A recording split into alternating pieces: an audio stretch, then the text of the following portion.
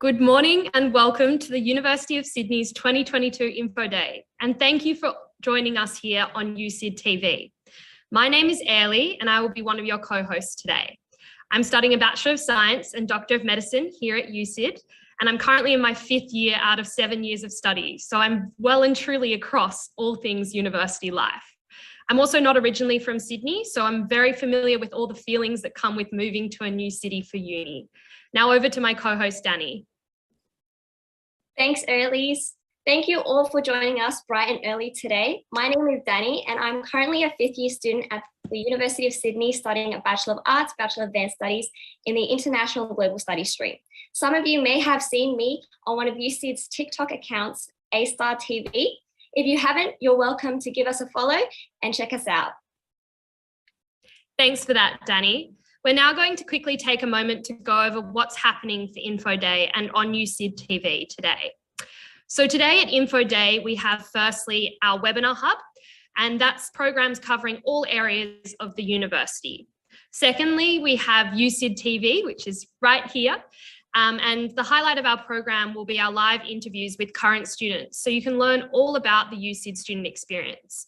We also asked some of our student ambassadors to take us on tours of their faculties, and we're excited to share those with you as well. Now, I'll throw to Danny, who's going to explain how you can get involved with USyd TV.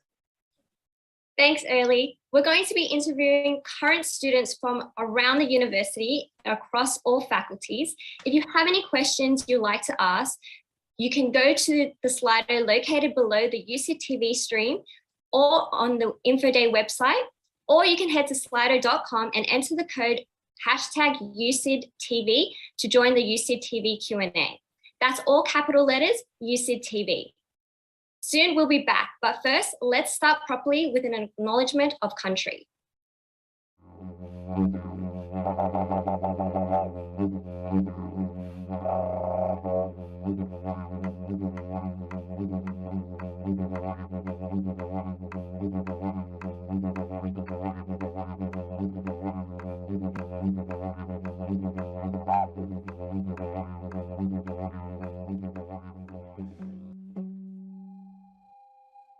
Welcome to the University of Sydney.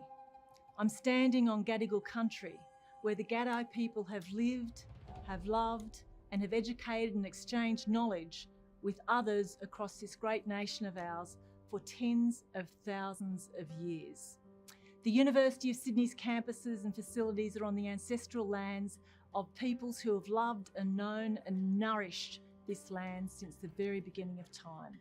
For thousands of generations, they've shared knowledge, they've exchanged learning and understood how it is to be here in this wonderful place that today we call Australia. If you have a look around the campus, you'll see some remarkable places. Some of those places are buildings like our quadrangle, but that quadrangle tells a different story. Many people look at it and see it as the height of European endeavour. Well, that quadrangle, that building that hosts the Great Hall, was built out of sandstone that was quarried on Gadigal and Wongal country, with timber felled from Bundjalung country to the north and mortar that was made from lime and shells that was found on site of this place. Our place is full of stories, woven together and revealing the many, many, many histories of Australia's first peoples. All of our facilities sit on the ancestral lands of Aboriginal people. There is not a part of Australia that is not known, loved and nourished by Aboriginal people of this land since time began. The university stands on Durrock land in Camden, Wongal country in Lidcombe, Gamilaroi country in Narrabri, Wiradjuri country in Dubbo, and all the way to Bundjalung country in Lismore and Gagadu country in Gakadu. Our staff, students, alumni continue the tradition of teaching and learning upon these lands proudly. As a community, we come together as one Sydney, but many peoples. Yama. Jingiwala. Ya Palinganya. Yarama. Yarama Gimbe. Welcome. Welcome to the University of Sydney.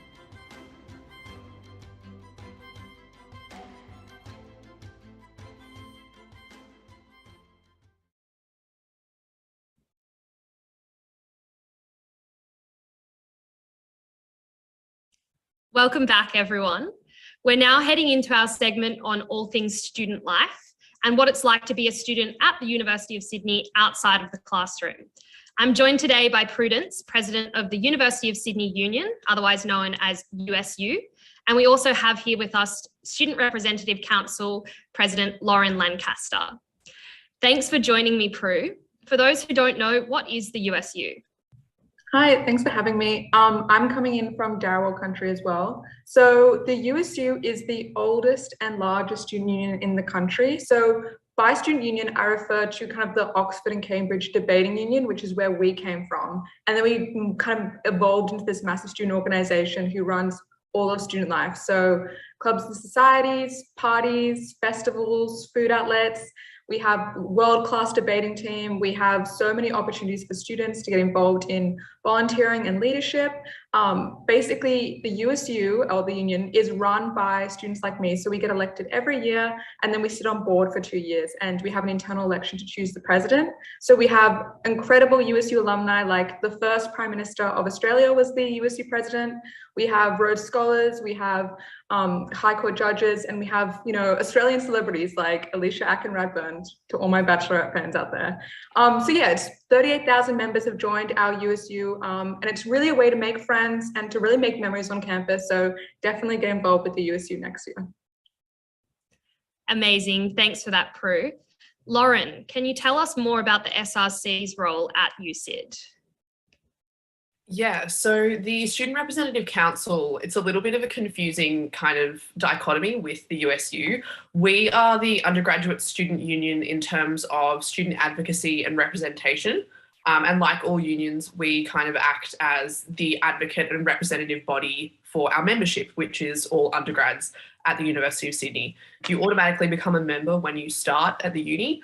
And each year we run elections to get everyone elected to council, which is this year 39 councillors, because we have one councillor per 1,000 students in the undergraduate body. But what that looks like on campus is a really active political presence through our collectives, like the Women's Collective, Education Action Group, the Environment Collective, and many more. So they organise activism and protest campaigns and stand up for students when they face injustices. We also have a casework service, which is a team of really awesome trained staff who can help you with everything from like academic appeals to migration questions. If the university is shortchanging you or you're struggling with something like enrolment, we can help out. We also run a free legal service with trained lawyers and a couple of paralegals who are students at the uni who we brought on this year. So they can help you with everything from like drug and criminal matters to like parking fines and questions with migration applications. And then last of all, we also run USyd, which is the longest running student newspaper in Australia, and it's the only weekly one. I also think it's the best. So all students can contribute, they can write, they can report, they can do satire, they can do art, and that's produced every week out on stands and digitally across campus. Yeah, and that's kind of the scope of what we do, whereas the USU is more focused on like clubs and societies and, that like student social life aspect. Thank you for that, Lauren. So Prue, for the next question, I wanted to ask, why did you decide to run for the UCU president? Great question. I often ask myself this. I think I'd been involved in student leadership when I was in high school. So obviously I was school captain. Not obviously, I mean like a lot of students who care about like student leadership or student politics might go down that route, but there are a lot of people who don't. But I knew that there was something, I was interested in advocacy and I was interested in politics like Lauren said, and I'd been involved in the SRC as an SRC councillor, and I'd seen the value of student advocacy. But I guess why I took the route for the USU is because I'd been so involved in student life. So I was involved in clubs and societies, I was involved in student theatre, I was involved in just a lot of like social activities, and I ended up getting involved in the organisation by being a member of staff, and I realised it was just a really incredible working environment. It really cared about student perspective, it really cared about what you could do with campus life. And since I've been in the role, I've also learned, I've learned so much, I've been able to do so much. I've implemented a magazine. So now you can write a student magazine. So it's kind of like the symmetrical other side of Oniswa. So if you care about culture and art and fashion and that sort of stuff, you can write for that. I've been involved in trying to implement a music festival on campus. I've been involved in so many different opportunities, distinguished speaker series, a union debate. There's so much you can add to the university experience to make it more vibrant. So I was really interested in having that opportunity. And I think the other part of it is that you get to meet so many incredible people. And being the president of the USU is one of the most influential student roles you can have in the country. And I've had the opportunity to talk to politicians and journalists and, the executive and the Senate of the university. And you really do have an influence over the culture of this university and, universities across Australia. And so for someone like me who was passionate about environmentalism, I really looked into what I could do, what roles could really platform those things that I cared about. And so the USU really provided that opportunity for me. And besides that, it just seems like a really fun and cool opportunity. So that's why I went for it. Thank you for that, Prue. That's very inspiring. I just wanted to also say to everyone watching us at home that we are unfortunately experiencing a technical issue, and that is why our closed captions aren't appearing. So please accept our sincere apologies for this. They will be available after the live stream though. So to our next question, Lauren, I just wanted to ask, what is it like to run in an election campaign? Yeah, good question. So USyd obviously has a very long and very political history, and the USU elections, which happened earlier in the year, and the SRC ones, which happen a bit later in the year, are really intense, and that political history becomes really clear around those times. In terms of the process, based on your politics or, sometimes which groups get to you first on campus, groups form called factions, which generally dominate elections. Some are federally aligned, so you'll have Young Labor, the Young Liberals. Some aren't, like Switch and Grassroots, which is my coalition. So depending on that, that's who you'll run with. Sometimes you can run as an independent, but generally because people have experience and they know how to run campaigns, it's really good to run with a team. Yeah, I'm not going to lie, elections do get really full on. You lose some sleep. There's a lot of prep to do, particularly over the last few years.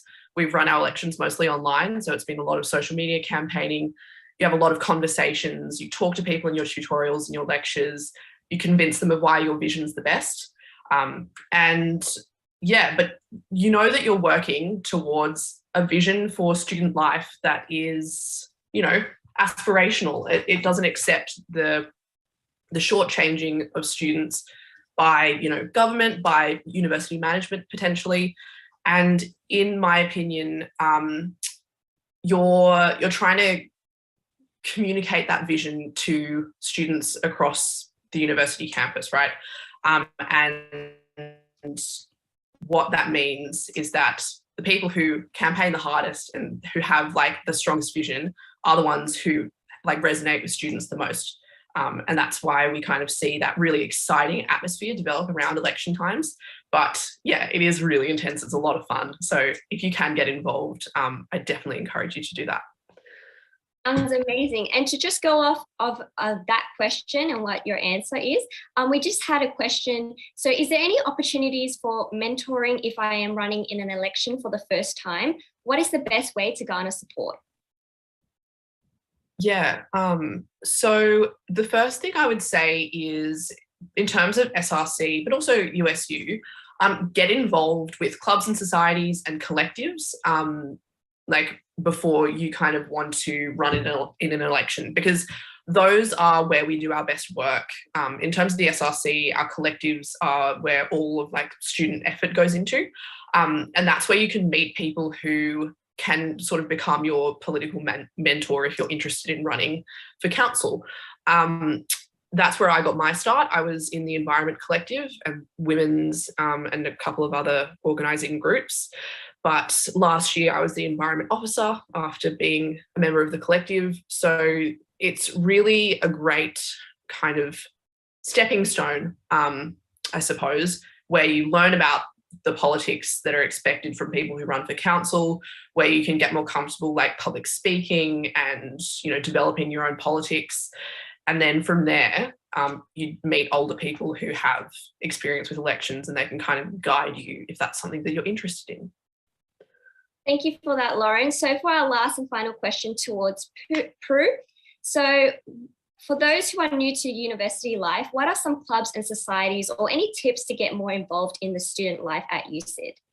That's a great question. So for those who don't know, clubs and societies are like, they're student run, and they're basically, they evolve around social aspect things. So for example, we have art society, law society, Andro society, but we also have special interest things like chocolate society or philosophy society or film society. So basically any interest you can think of, there's a society for it. There's around 150, there's been 200, I think we've gone up to 250 at one stage. You can create societies if you care about it. So at Welcome Festival, which is happening February 14th, I believe, Valentine's Day, you'll be able to sign up for as many clubs and societies as you want. There'll be massive stalls, hopefully on Eastern Avenue, COVID pending. And so that'll be an opportunity for you to go and meet new people. And it's a really great way to socialize.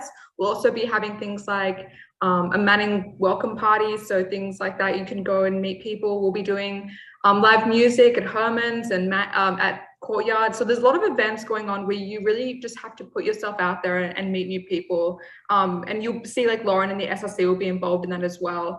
A lot of the time there'll just be opportunities that'll arise. A lot of the times at faculty welcomes, you'll see someone step up and be like, oh, join our society, or you'll see someone say, hey, we're running a review, which is like a student performance, and they'll call out and be like, hey, this is how you join. And a lot of the time it can be really intimidating about, how to take that next step and how to get involved, especially if you don't have many friends at university. That was my experience.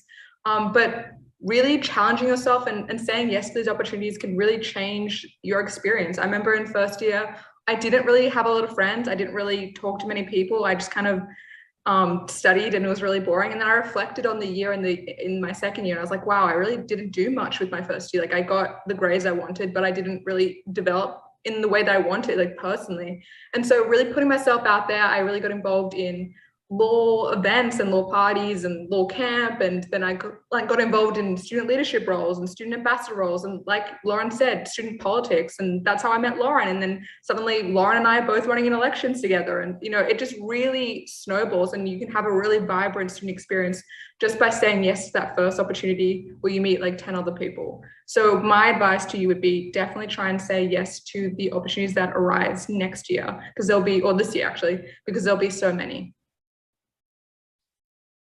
Thank you so much for your time, Prudence and Lauren. We really appreciate it. Next up, we're going to launch into some information about our Academics Excellence Scheme.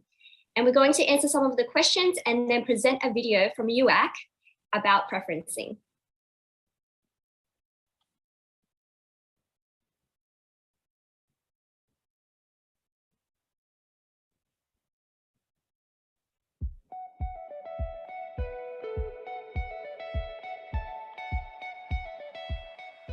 Hi there, my name's Beth Downey and I work here at the University of Sydney in Sydney Future Students. And today I'm going to be talking to you about my absolute favourite scheme, the Academic Excellence Scheme. So our admission schemes basically award students adjustment factors, combine it with their ATAR, and then potentially get you into a course that you would not have been able to get an offer to on ATAR alone. This particular scheme rewards students who have done really well in high-level maths or English subjects. Okay, so first things first, you'll want to know if you're eligible for this scheme. There's a few criteria that you're going to need to meet. Number one is you need to be a domestic student. So a domestic student is an Australian or New Zealand citizen, an Australian permanent resident, or the holder of a permanent humanitarian visa. Number two is you'll need to be completing an eligible qualification. So these are Australian Year 12 state and territory qualifications, such as the HSC or the VCE. You're also eligible if you're completing the IB. And then finally, you need to be a current school leaver. What this basically means is that you need to be completing your high school qualification in the year before you commence study at the university. Okay, so if you're eligible for the scheme, the next thing you need to know is how to apply. And this is really easy because you don't have to apply. You'll be automatically rewarded the points if you achieve the required grade in an eligible subject. So for example, if you're studying the HSC, and you get a band 5 or 6 in English Advanced or Maths Advanced, or if you get an extension band 4 in extension 1 or 2 English and Maths. If you're undertaking another qualification, you can find out which subjects and grades are eligible on our website. So how many points can I get? In the majority of cases, you'll get 3 points if you achieve a band 5 and 5 points for a band 6 or one of the extension band 4s. There are some exceptions. So for example, if you're applying for the Bachelor of Psychology or the double degree Bachelor of Veterinary Biology and Doctor of Veterinary Medicine, you can only get 1 or 2 points. And in addition to this, there are some courses that are excluded from this scheme. So if you want to find out if your dream course is available through the scheme, go on our website and check out the details. So now on to some frequently asked questions. One I get a lot is, if I'm studying more than one eligible subject, do I have to get the required grade in each of these subjects? And the answer is no, you just have to meet it in one of them. Another common question is, if I get the required results in more than one eligible subject, can I get additional points? And the answer is no, only one subject will be considered and you can't accumulate points across subjects. And finally, a really common question is, can I accumulate points across admission schemes? At the University of Sydney, you can be eligible for multiple entry schemes, but you'll only be awarded the adjustment factors from the scheme which is of the highest benefit to you. So that's the Academic Excellence Scheme. If you have any more questions, head on over to our website and I hope to see you on campus soon.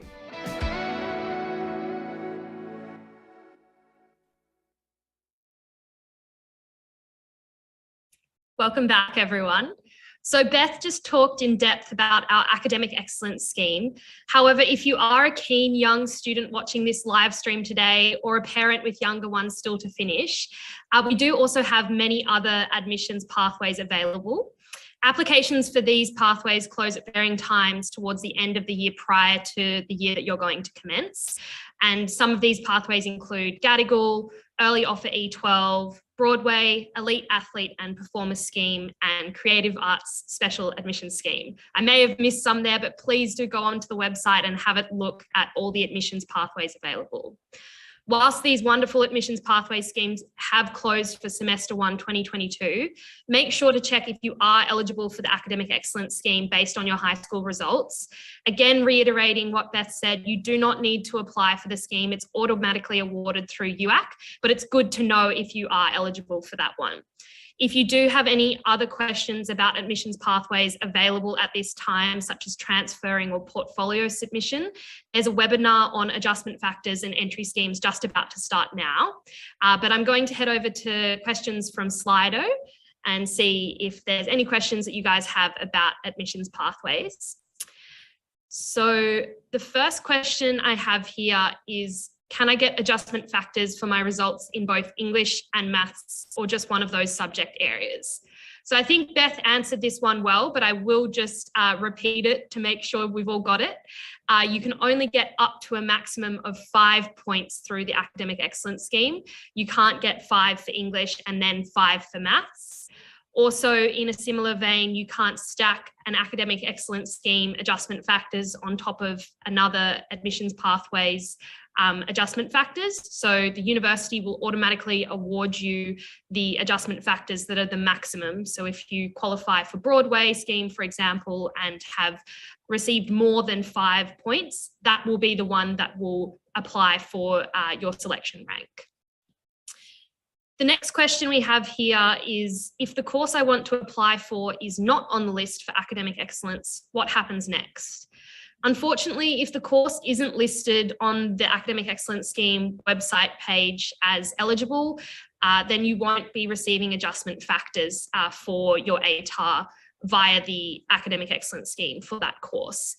These courses tend to be the really competitive courses, and it would just be very difficult to apply the Academic Excellence Scheme to those courses.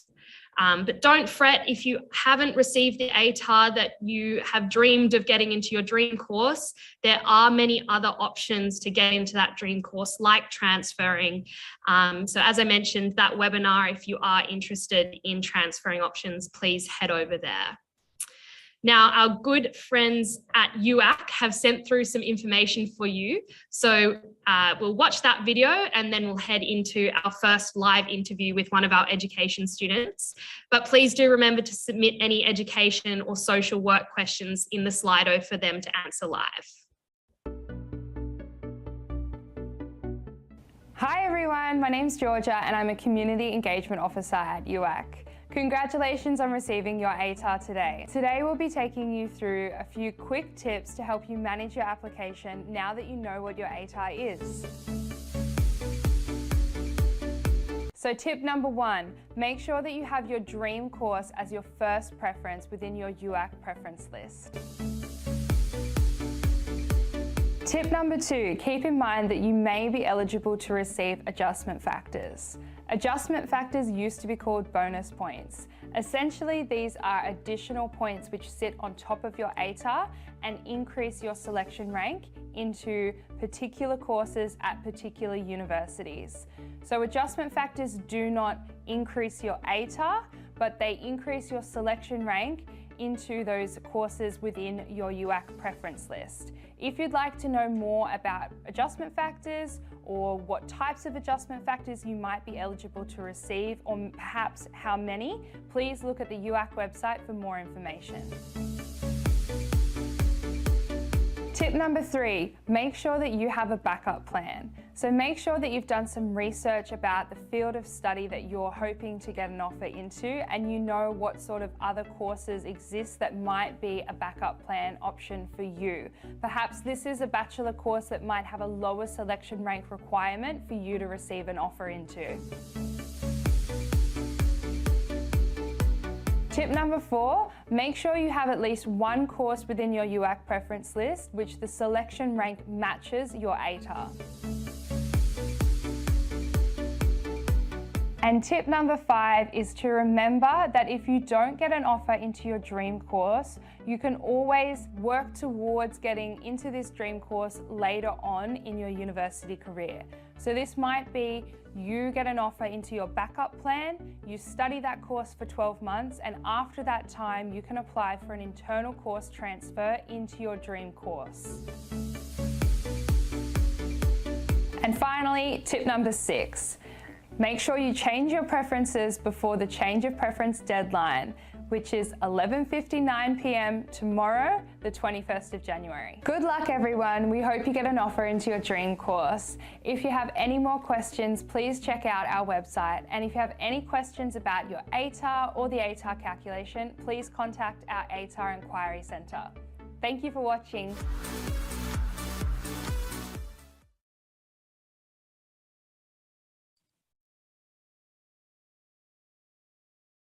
Now to kickstart us off, I have the pleasure of welcoming our first guest, Ben. Welcome, Ben. Now you study within the School of Education and Social Work. So to start off, tell us a little bit about your degree.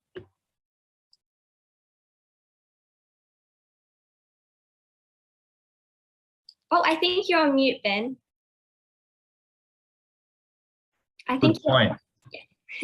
Alrighty. So, yeah, sure. I'll talk about the education degree. So the education degree here at the University of Sydney is a great way to develop your theoretical and practical knowledge as a future teacher, whether it be as a primary, secondary, or even as an early childhood teacher. Now, throughout your degree, you'll be studying about the nature of learning, going into depth about how children learn, and strategies and skills we can use as teachers to capitalize on that, to maximize and encourage learning. Now, I want to make clear that an education degree here at USyd isn't all just theories and lectures. It also extends into practical experiences. Practical experiences at USyd start off pretty simple at first, where you'll be doing some general observations for a few weeks. However, as you progress throughout your degree, the responsibilities and expectations on you will grow to the point where you'll be able to teach a full classroom of students with minimal supervision. Thank you for that, Ben. And the next question I would like to ask you is, why did you choose to study education? Well, for me, I was always concerned with the idea of legacy, so that when I retire from the workforce in, 40, 50 years time, I could look back on what I've done and think to myself, I did a pretty good job and I left an impact. And I honestly thought that education was one of the ways I could best go about it, You get to interact with many students, interact with parents, with the wider community, and it's just about leaving an impact on students. Not only teaching them about the necessary skills in, let's say, mathematics or history, but also teaching them how to be good people, because we spend a lot of time with students, 8 hours a day for pretty much a whole year, over and over again. So it's all about leaving an impact and making a big difference. Well, I'm sure you're going to be a great teacher once you graduate. So the next question is, how much practice do you do in the first year of education? Okay, so as to my knowledge at the moment, because I'm still doing the old degree here at the University of Sydney, there are no practical experiences in your first year. You'll be spending your first year building mostly foundational knowledge in your specialized subject area if you're doing secondary. In my case, I'm doing mathematics and history, so you'll be studying math and history in your first year, and also doing some general education units, learning about what is education and how students learn. It's really about building that foundation before we head into classroom so that we know what teachers are using, we know what strategies that they're employing. It's a bit difficult to go into a classroom in your first year without really understanding why teachers do certain things. So the first year is, again, really to build that foundational knowledge in order to succeed in the classroom. And going off of that question, do you get any practical experiences? Can you tell us about it? And where did you complete it? Yeah, sure. So like I said earlier, you complete your practical experiences typically starting in your third year, at least for my degree.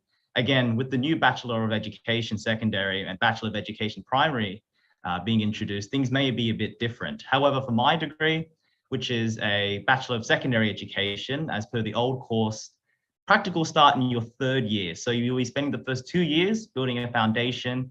And then in your third year, you'll be starting off with some general observations for a few weeks. In your fourth year, you'll be ramping that up a little bit, doing some more hands-on work, supervising and teaching students, although to a limited capacity. And finally, in your fifth year, you'll be doing a lot of teaching. I believe up to 80% of the typical teaching workload for a few weeks. Now, I personally haven't been able to go on my practical experiences just yet. I'll be doing that in the second semester of my study this year. But from what I've heard from colleagues and friends, they've really told me how valuable practical experiences were, because you're not only under the guidance of a teaching mentor, you also get the opportunity and the chance to test your teaching philosophy, to really put what you've learned and what you believe in the work in the classroom, and to see how effective it is. Thanks for that, Ben. And the next question is your degree what you expected? Why not? Well, the education degree here at USyd is not only what I expected, but it was also so much more than that. Walking into this degree a few years ago, I obviously expected to see and learn about teaching, learn about students, learning about classroom behavior management. But what really took me by surprise was all the friends I made along the way and the excitement that I feel about my colleagues in the future, because they're really good people, and hopeful at the future state of teaching in New South Wales. And what are some of your favorite uni experiences within the education degree and also outside? Favorite uni experiences? Well, it's definitely Welcome Week. If there's one week I enjoy the most out of any year, it's Welcome Week. Good grief. It's just about, I enjoy a few freebies here and there, walking around campus, interacting with students. I really love that busy, vibrant culture that we have here in Welcome Week. And it's something I really like to experience each year coming back, and it always makes me excited to come back to uni. Yes, the freebies are definitely something that I always enjoy and look forward to. We have another question. So for practical experience for education, does USyd give you any work placements? I want to say that I'm not entirely familiar with how work placements currently function at the moment. The system changes every year, and it's always subject to change. So it's always best to keep on top of the information. But the university will definitely let you know when practical time does come. And we have another Slido question. So I really like the idea of being a teacher, but I know that teachers can get burnt out very quickly. Do you learn about how to manage that at university? Again, I'm only speaking from experience here, but the question of burnout is something, pressing on the pressing minds of a lot of teachers. And it's something that gets brought up a lot. And I thank you for bringing that up. And in regards to whether or not that it's explicitly taught, it's a yes and a no. It's not taught as a course in and of itself at the university, from my knowledge, but it is definitely mentioned a lot by your mentoring teachers and your colleagues. They often tell you that it's important to have a work-life balance, that you don't check emails and you don't do anything after a certain time, because, if you keep working all day and keep working through the night, you'll eventually burn yourself out. So it's really, you'll be given a lot of mentoring experiences where they tell you, take your time with it. Don't push yourself too hard, and please give yourself time for yourself and time for your friends and family. Amazing tips. And just on that question, what are some of your tips for incoming education students? Any tips or skills that you would like to give them? Yeah, sure. It's always important to get as much experience in the classroom as possible. And I know that some students really want to get into the classroom as soon as possible. And, the typical route that most students take is tutoring, working with a company and tutoring on the side. But another really excellent opportunity to work in a classroom is something known as a SLSO, or a Student Learning Support Officer.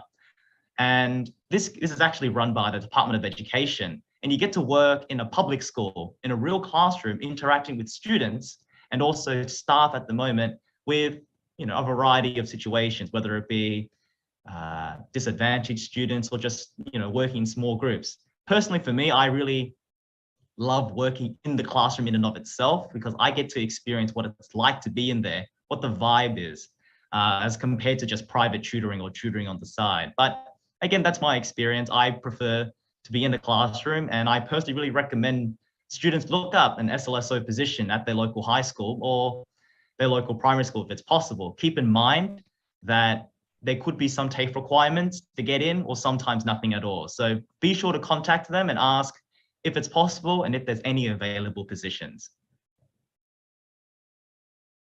Thank you for that, Ben. That was really informative. So thank you for your time. It's been an absolute pleasure. We'll be back soon with a live interview with one of our law students. If you have any questions, again, don't forget to submit and use the Slido down below. You can just take a picture of the QR code. But before then, let's take a tour of the Sydney Law School and find out more about this site.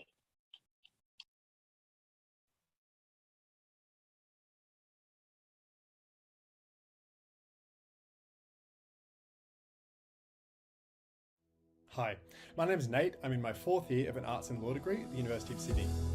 One of the great things about studying at the University of Sydney is our beautiful campus.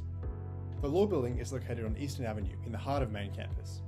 We are Australia's oldest university, and the architect who designed the Law Building wanted to embody harmony between the old and the new. The modern glass structure reflects the traditional sandstone of the Anderson Stewart building just opposite. The school has also been designed to recognise the owners of the land on which the campus stands, the land of the Gadigal people of the Eora Nation. At the entrance to the building, you'll find the native Gadi trees, which once defined Sydney's landscape. You'll also find the stunning Indigenous garden a little further inside. But before you head inside, there's a rather unusual metal structure on the right of the entrance. Now this is actually a skylight that provides natural light to the law library, which is located underground. If you're interested in law, a big part of your experience, and it's definitely a big part of mine, is studying and reading. So we have the law library, plus lots of purpose-built spaces for individual and group study. But it's not just about reading, you need to put the theory into practice. The moot court is one of those places where you can do that, where you simulate what it's like to prepare and deliver a case in court. We compete in programs like the Jessup Cup, where law students from around the world battle it out in an international mooting competition. The Cup has been running since 1960, and Sydney Law School holds the world record for the most victories, including in 2021, so we're also the current champions. Well, that's all I have time to show you today. I hope you've enjoyed this sneak peek of the Sydney Law Building, and I hope to see you on campus soon.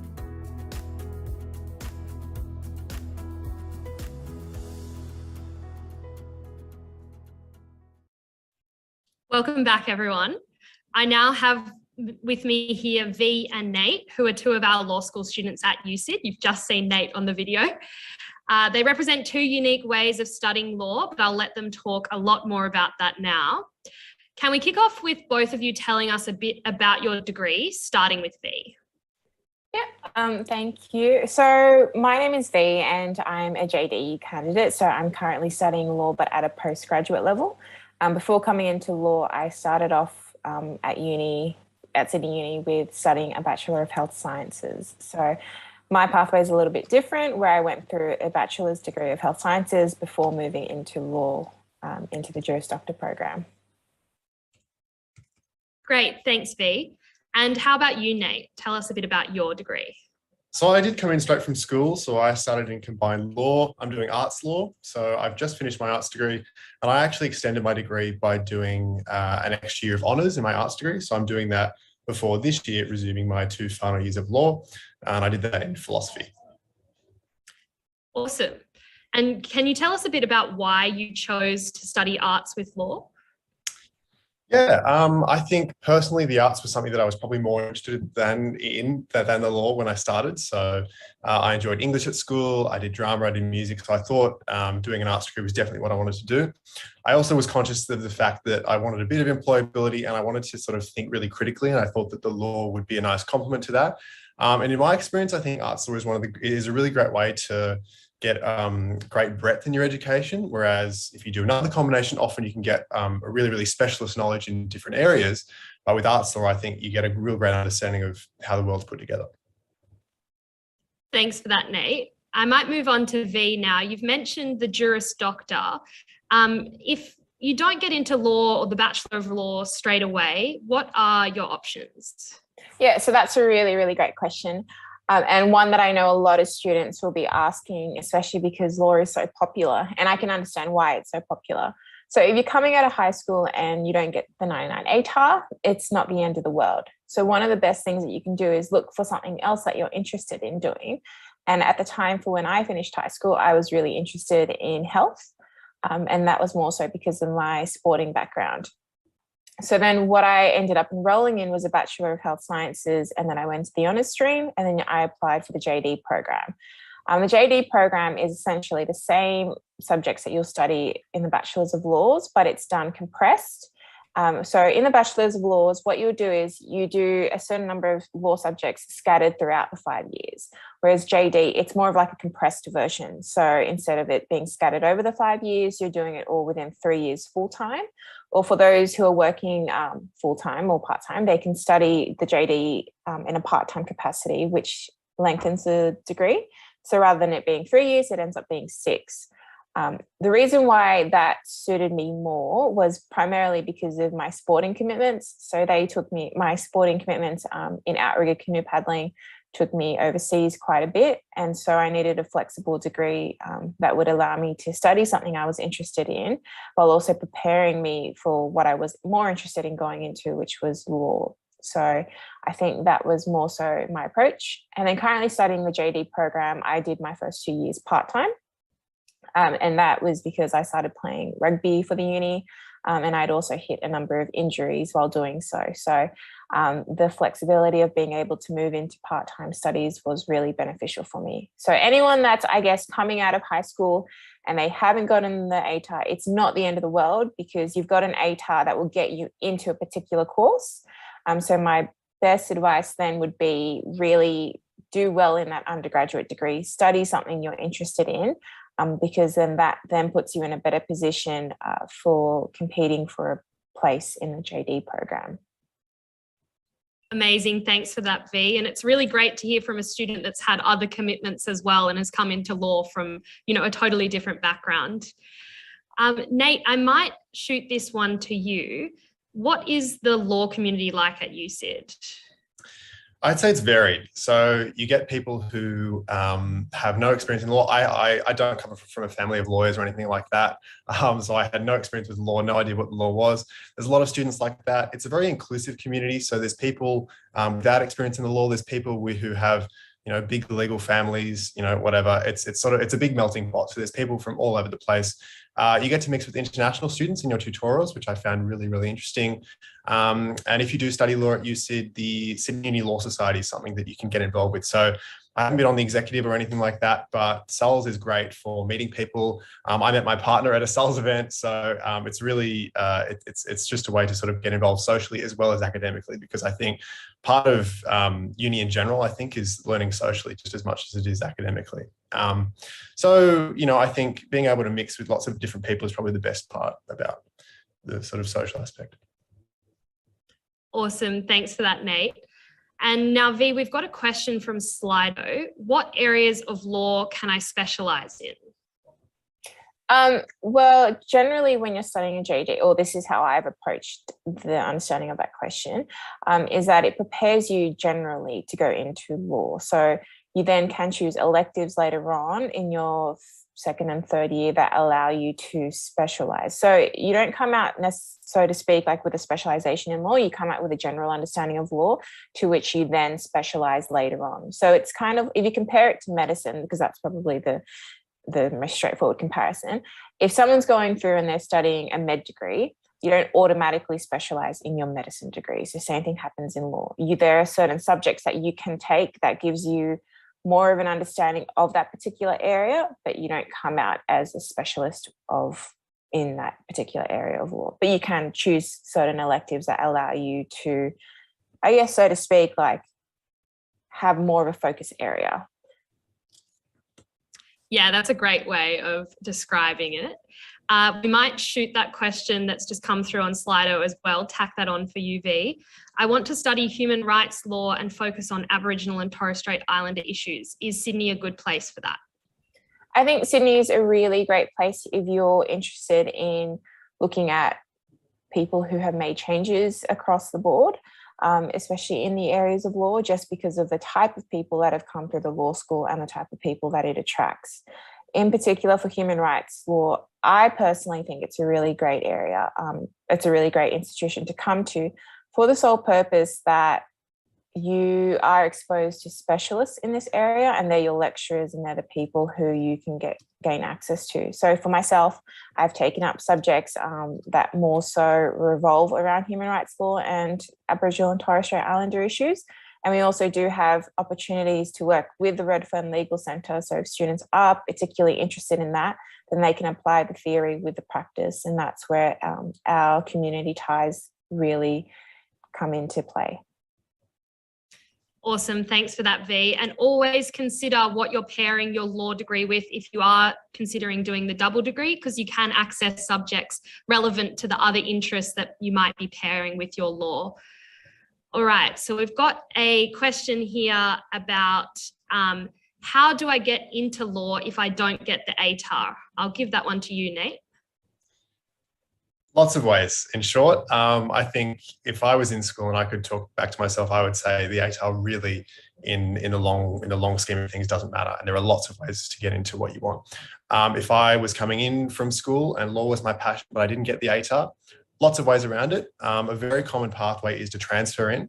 So after your first year of, say, a Bachelor of Arts, if you wanted to do arts law, or a Bachelor of Science, if you wanted to do science law, you can apply based on your marks, a combination of your marks and your ATAR, and then the university can assess you based on how many people want to get in and based on your marks. So that's a very common pathway. You can even do that after your second year as well. So there's sort of two options for you to do that. And if you get in after your first year, you actually won't be behind at all, because the way that the BA LLB or the combined law program works is that you do a sort of smattering of your first JD subjects throughout your first 3 years of uni. So you'll just end up doing more law later, whereas we would have done a little bit more law earlier if we didn't transfer in. So you end up finishing at the same time anyway. So there's that option. There is also, if you know from the outset that law is what you want to do, you can also do the JD option as well. So like V's doing, you can do that as a postgraduate option after you do, say, Bachelor of Arts, Bachelor of Science, something like that. So there's lots of ways. Great. Thanks, Nate. And just a disclaimer as well, a lot of our law students do come through the transferring pathway. So don't feel as if you're going to be the only one doing that. I think it's around about 30 to 40%. So you will be with lots of other people who have transferred in. Alrighty, so can you get practical experiences for law while still at uni? Can I get you to take that one, V?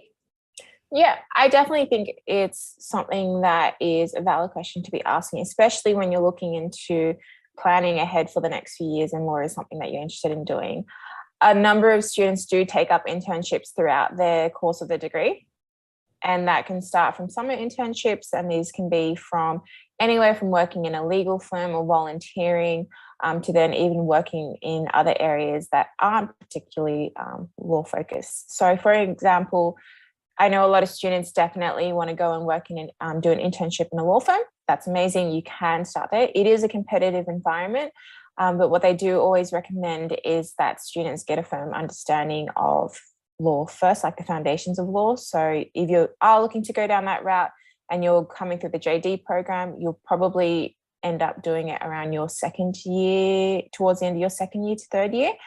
And for those of you who are coming through the undergrad route, it really depends on where you apply and how you apply. So long story short, yes, you can. Just be mindful, it is a competitive environment. So the best way to make your application successful in that is by getting involved in student life. So as Nate mentioned earlier, SOLS is something that I really encourage students to get involved with as soon as they come through. Great, thanks, B. And I think we'll go on to our final question for you, Nate. Is your degree what you expected? Why or why not? I'm going to say no. The answer is positive, I'll say. So I sort of started off in my first law subject, Foundations of Law, thinking that, wow, because I got a very good mark at the end. I thought, it's easy. Law's great. Law's fantastic. It was an introductory subject and I was quickly brought back down to earth. I think law is harder, but it's much more of an art than I thought it was. I thought it was much more of a science. It is both, I think. So there's a lot of things that you just need to learn. You just need to know. There is some sort of rote learning involved because you've got to know the rules before you apply. But the actual application is such an art. And when you start reading judgments from, different court cases, as you go through all these different subjects, you'll realize how much of it is up to interpretation and how you can be a part of shaping that. So I think, I've sort of been able to, I think the law is much more creative than what I thought it was. That's my answer. Awesome. Thanks, Nate. And just finally, from both of you, any final thoughts, tips, tricks for students wanting to study law? Yeah, I suggest just being open, being really, really, really having an open mind all the way throughout the course of your degree. It may not be as straightforward as you initially think, like getting an ATAR. So the more open you are, the less room there is for disappointment and the more excitement there is. So that's something I'd always encourage students, is just to be open. Yeah, I think sort of tacking onto that, I think have a look around at all the different areas of law that you can study or get involved with. So look at, criminal law, sort of see where you might want to go. You don't need to have an idea. I've got no idea where I want to go, but it's good to just have an open mind and just actually actively look out and see where you might want to go and what you might want to do further study in. Amazing. Thank you so much, V and Nate, for joining us. I hope that everyone's watching has got some good information about law and isn't too stressed if they haven't got the ATAR, for the degree. There's many, many pathways into law. But yeah, again, thank you so much for your time, V and Nate. In our next interview, Danny will be talking with some of our students from the Faculty of Arts and Social Science. So if you'd like to submit a question, please remember to use the Slido below. And in the meantime, we're going to take a look at the Sydney College of the Arts via a virtual tour. So please enjoy.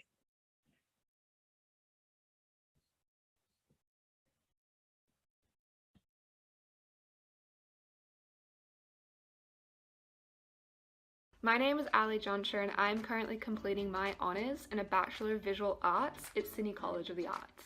I was drawn to SCA firstly because I love art. I wanted to learn how to think like an artist, and also because I wanted to develop my creative practice in a studio-based environment. Today, I'll be taking you on a tour of the Old Teachers College and some of SCA's facilities. The Old Teachers College is one of the most beautiful historic buildings in campus, and it is also the home of Sydney College of the Arts. It was opened in 2020 and contains world-class specialist spaces and workshops across different mediums. Students can pursue anything from screen arts to glass blowing to jewellery to painting. I myself am a painter, but I've also worked in print, in video, and in installation. Our specialist facilities give students the breadth to experiment in different mediums and gain specialist expertise to support their work. The Glass Workshop is one of a kind in Sydney. It offers opportunities for glass blowing, hot sculpting, glass fusing, and flame working. It's got one of several kilns, a furnace, and sandblasters.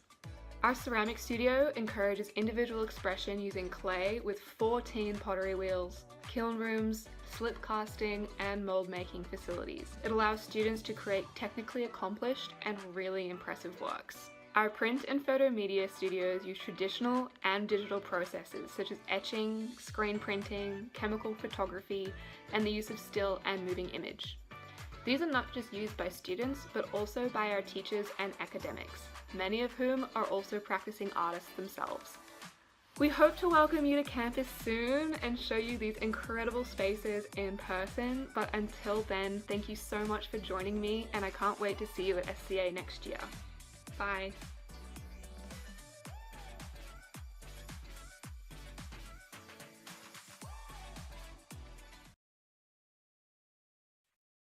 Welcome back, everyone. Thank you for joining again. I have with me here Adam, Tom, and Wesley from the Arts and Social Science faculty. Arts and Social Sciences have around and over 45 different majors to choose from, so no two arts degree will really look the same. Tom, I'll start off with you first. So can you tell us a little bit about your degree and why you chose to study that? Yeah, definitely. So I'm studying the Bachelor of Arts and the Bachelor of Advanced Studies, majoring in Media and Communications.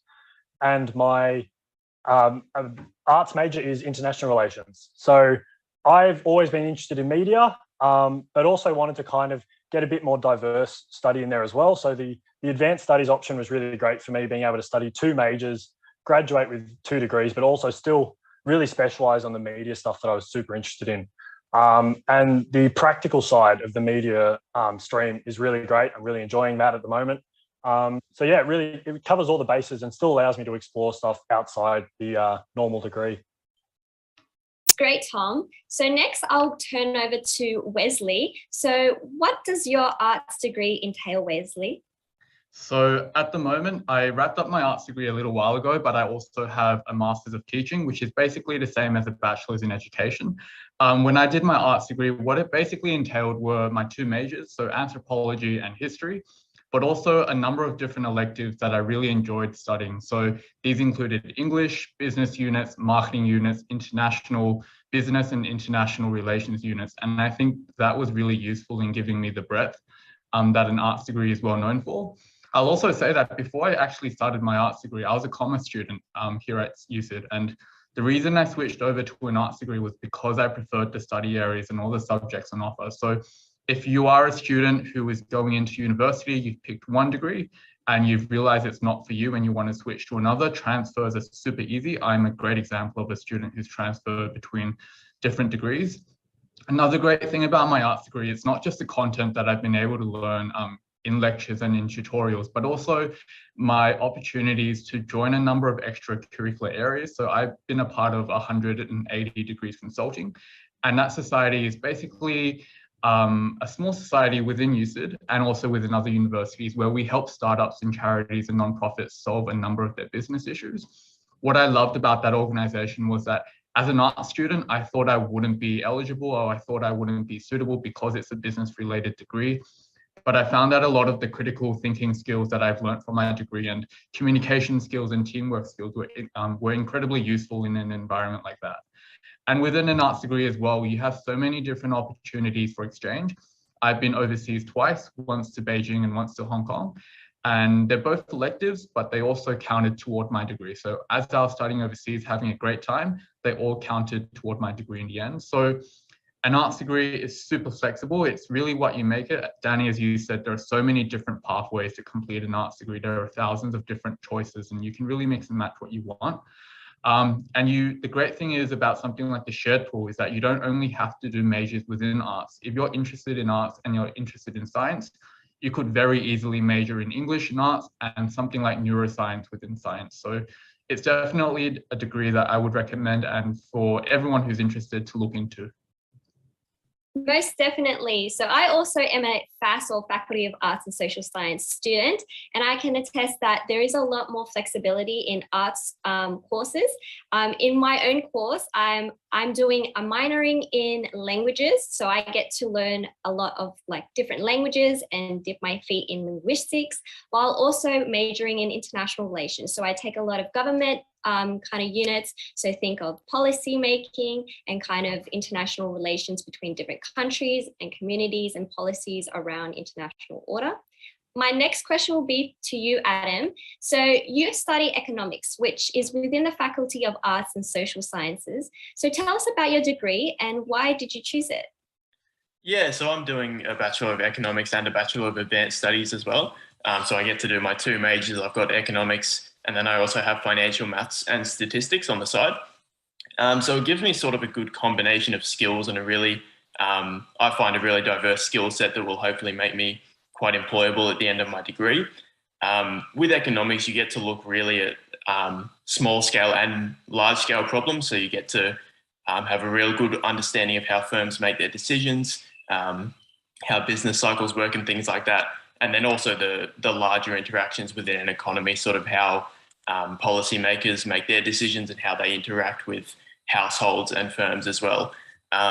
So it's really interesting, and there's a lot of different avenues that you can take a degree like economics, and there's something for everyone if they want to sort of specialize and really find a niche that they enjoy.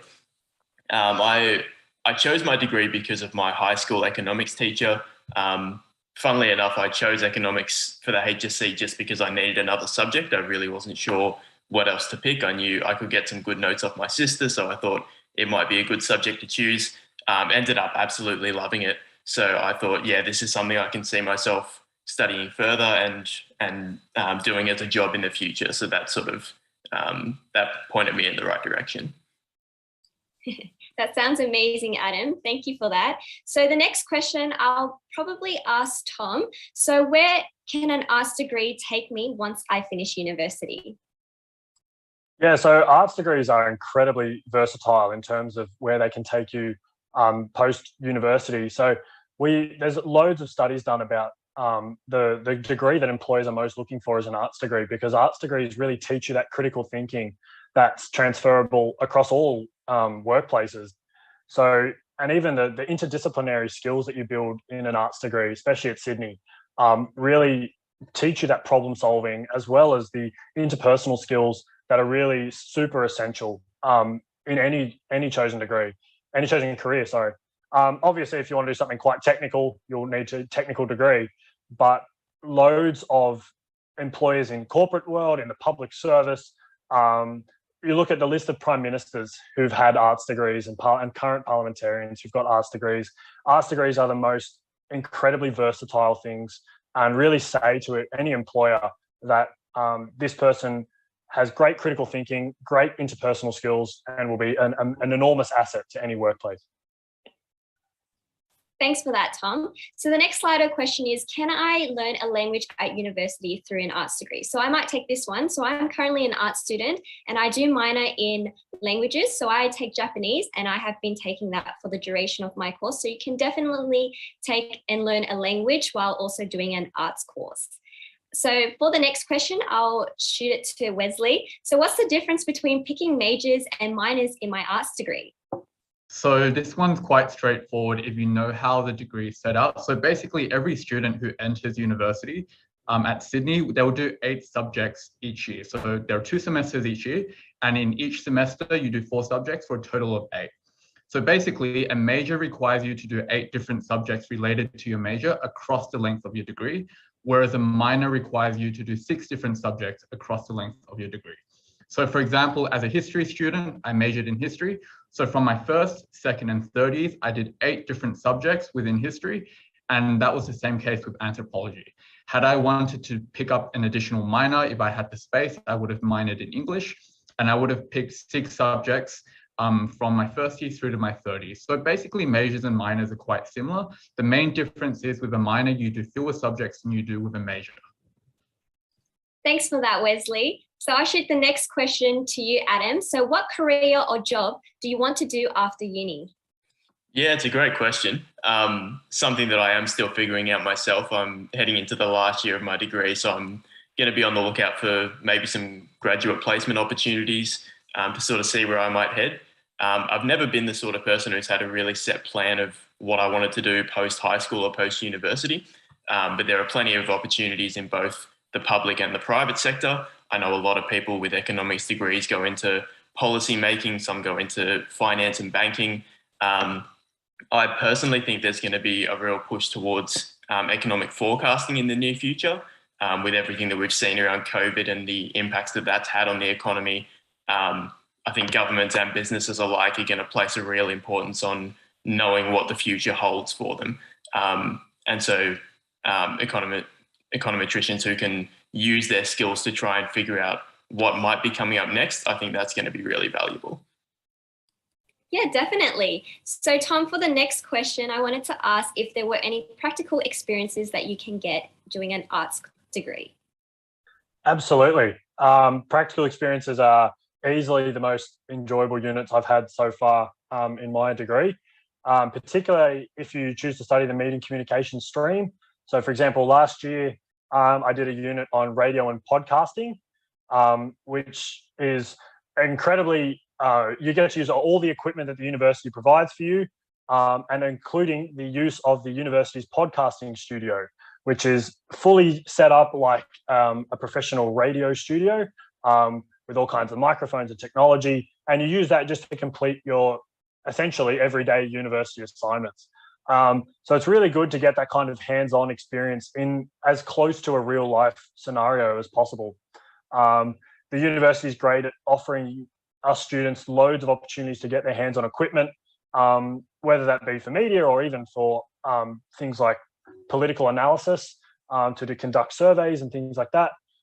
So it's great to be able to have an opportunity to not just be sitting in a lecture, taking notes, writing for an exam, to really get an opportunity to get out there and experience what it might be like using the practical skills that these degrees offer. That sounds really interesting, Tom. Thank you. So the next final question I'll ask each and every one of you, starting with Wesley, then Adam, then Tom. So what are some of your final tips and advice for prospective students who are coming to uni for arts? So I think the advice I'll give is that arts degrees are very flexible. So most degrees that you take, for example, engineering, you come out as an engineer; nursing, you come out as a nurse; education, you come out as a teacher.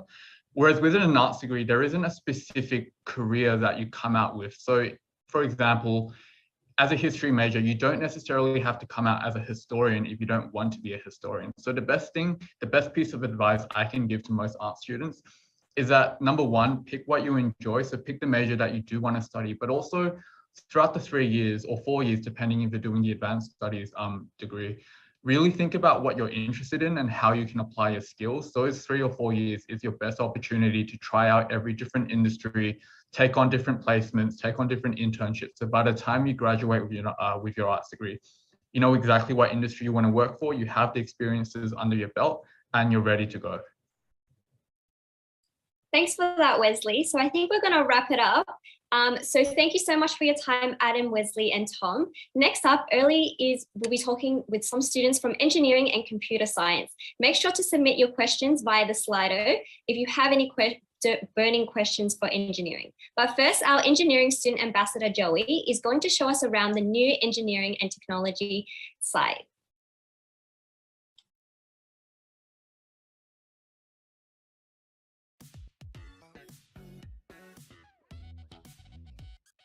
Hello everyone, my name is Joey and I'm a second-year engineering student. If you want to study engineering, this tour is for you. Spread out across the University of Sydney's Darlington campus, the Faculty of Engineering is reimagining the way we live and helping build a more sustainable future for us all.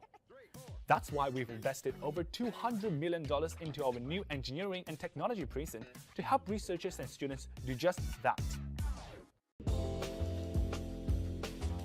I'm standing in the foyer of our new engineering building. It's 9 levels tall and features world-class laboratories for chemical, electrical, and biomedical engineering research, including a plasma lab, a genetically modified organisms lab, and microfluidic room. There are also heaps of unique learning spaces for individual study or group collaboration. Next up, if you dream of taking flight, the UAV lab is just for you. Also known as the Unmanned Aerial Vehicles Lab, this lab gives students the opportunity to develop UAV flight systems and support flight operations right here at Sydney.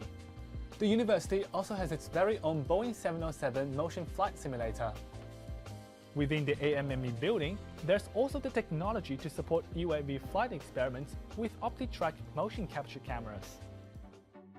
At the Center for Wind, Waves and Water in the School of Civil Engineering, the Boundary Layer Wind Tunnel gives you the chance to experiment and study dispersion in urban flows, wind energy, wind loads on buildings, fluid structure interaction, and atmospheric turbulence. In our fluids laboratory, we have a 30-meter wave flume, or the wave tank, to assist you with your studies.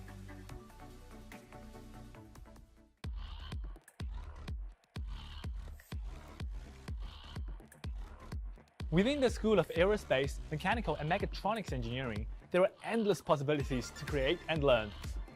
The Australian Centre for Field Robotics at our Darlington campus has no shortage of facilities when it comes to the development of air, ground and subsea robots. Students and researchers have access to state-of-the-art equipment in the Field Robotics Laboratory, including things like an electronic fabrication and assembly area and individual robot assembly and testing base. There's even a flight vehicle fabrication laboratory, a large vehicle high bay, and a mechanical workshop.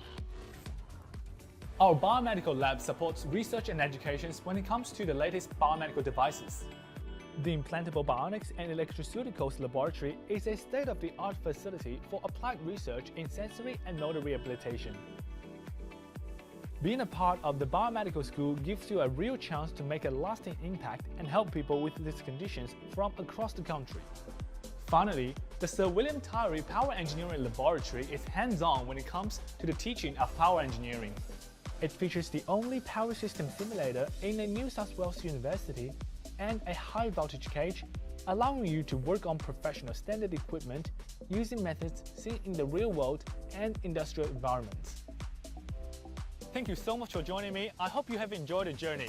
I hope to see you on campus soon.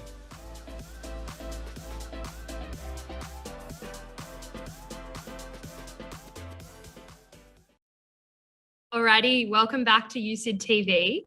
We're now going to talk all things engineering, and I'm joined by two of our engineering students, Cole and Jack. So we'll start with Jack. Hello. Hello.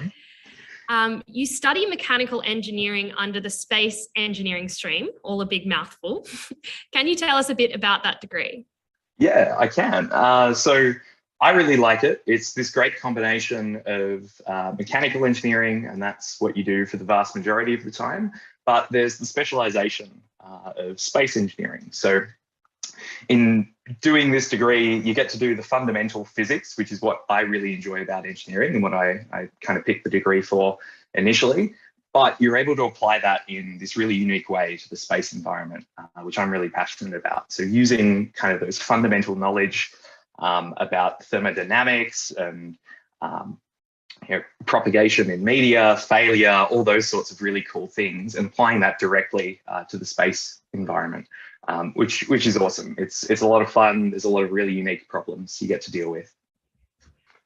Awesome. Thanks, Jack. And a really quick question. Can you only study the space engineering stream through mechanical engineering, or are there other options as well? No, there are other options. So space engineering is a specialization under mechanical, mechatronic, and aeronautical as well. So under all three of those degrees, you're able to specialize in space engineering. Amazing. Thanks, Jack. Now, Cole, you're studying mechatronic engineering alongside a bachelor's degree in science. What advantages have you found in combining these two degrees together? There is some intrinsic overlap. So as Jack highlighted, there is some fundamental physics that underpins a lot of what we do in engineering. Mechatronics engineering is a very skillful combination of electronics, programming, and more physical and mechanical components. And it's really complex. There's a lot that goes into working on mechatronics projects and systems. So I really value the analytical and experimental skills I develop in my science degree, because that allows me to be a more robust and capable mechatronics engineer. Great, thanks, Cole. We've got a question here through Slido. What clubs or societies are open to students interested in engineering? I might get you to take that one, Jack. Yeah, so every stream in engineering has their own club that kind of caters to their interests. So, for example, I was the president in my third year of the Mechanical Undergraduate Society, MUGS. And what we did is we ran a number of activities throughout the year, both professional, academic, and also social as well, which is a really great way to meet up with your friends, get around, your interest in mechanical engineering, develop yourself professionally as well. And lots of fun stuff that we did. We ran an Engtoberfest in October, which was great. A number of industry nights as well. And each stream, as I mentioned, has a club very similar like this, and they run sort of similar things. There's also an overarching engineering society called SUA, the Sydney University Engineering Undergraduates Association, and they cater to all the streams as well, primarily in a social way, which is great. So lots of ways you can get involved, lots of practical clubs as well. So there's Sydney Motorsport, where you get to build an actual racing car, lots of really cool stuff like that, to apply practically as well. Awesome, thanks, Jack. And am I right in saying that there's also a Women in Engineering Club and Society? We do have a question here asking, are there many women in engineering courses? Yeah, so we do have a Women in Engineering Society, SUI, Sydney University Women in Engineering, and they do very similar things as well. They're fantastic, society to get around, and they're not just for women either. We're all very passionate about furthering diversity in engineering. And one of the great things about being at USyd is we have over double the national average of women in engineering. Of course, we'd like that to be significantly higher. We'd like there to be equality across all the streams, but small steps in the right direction is a great way to get there. Awesome, thanks, Jack. Now, Cole, can you tell us a bit about the maths requirements for engineering? Sure. In engineering, I guess from less of an objective perspective and more on what we do a lot of analysis. We make a lot of informed decisions and design things with a mathematical understanding and capability. So we need to have an understanding of maths. We need to be able to do some calculus, solve some equations. So any amount of mathematics that you have coming into any engineering degree is going to be really valuable for you.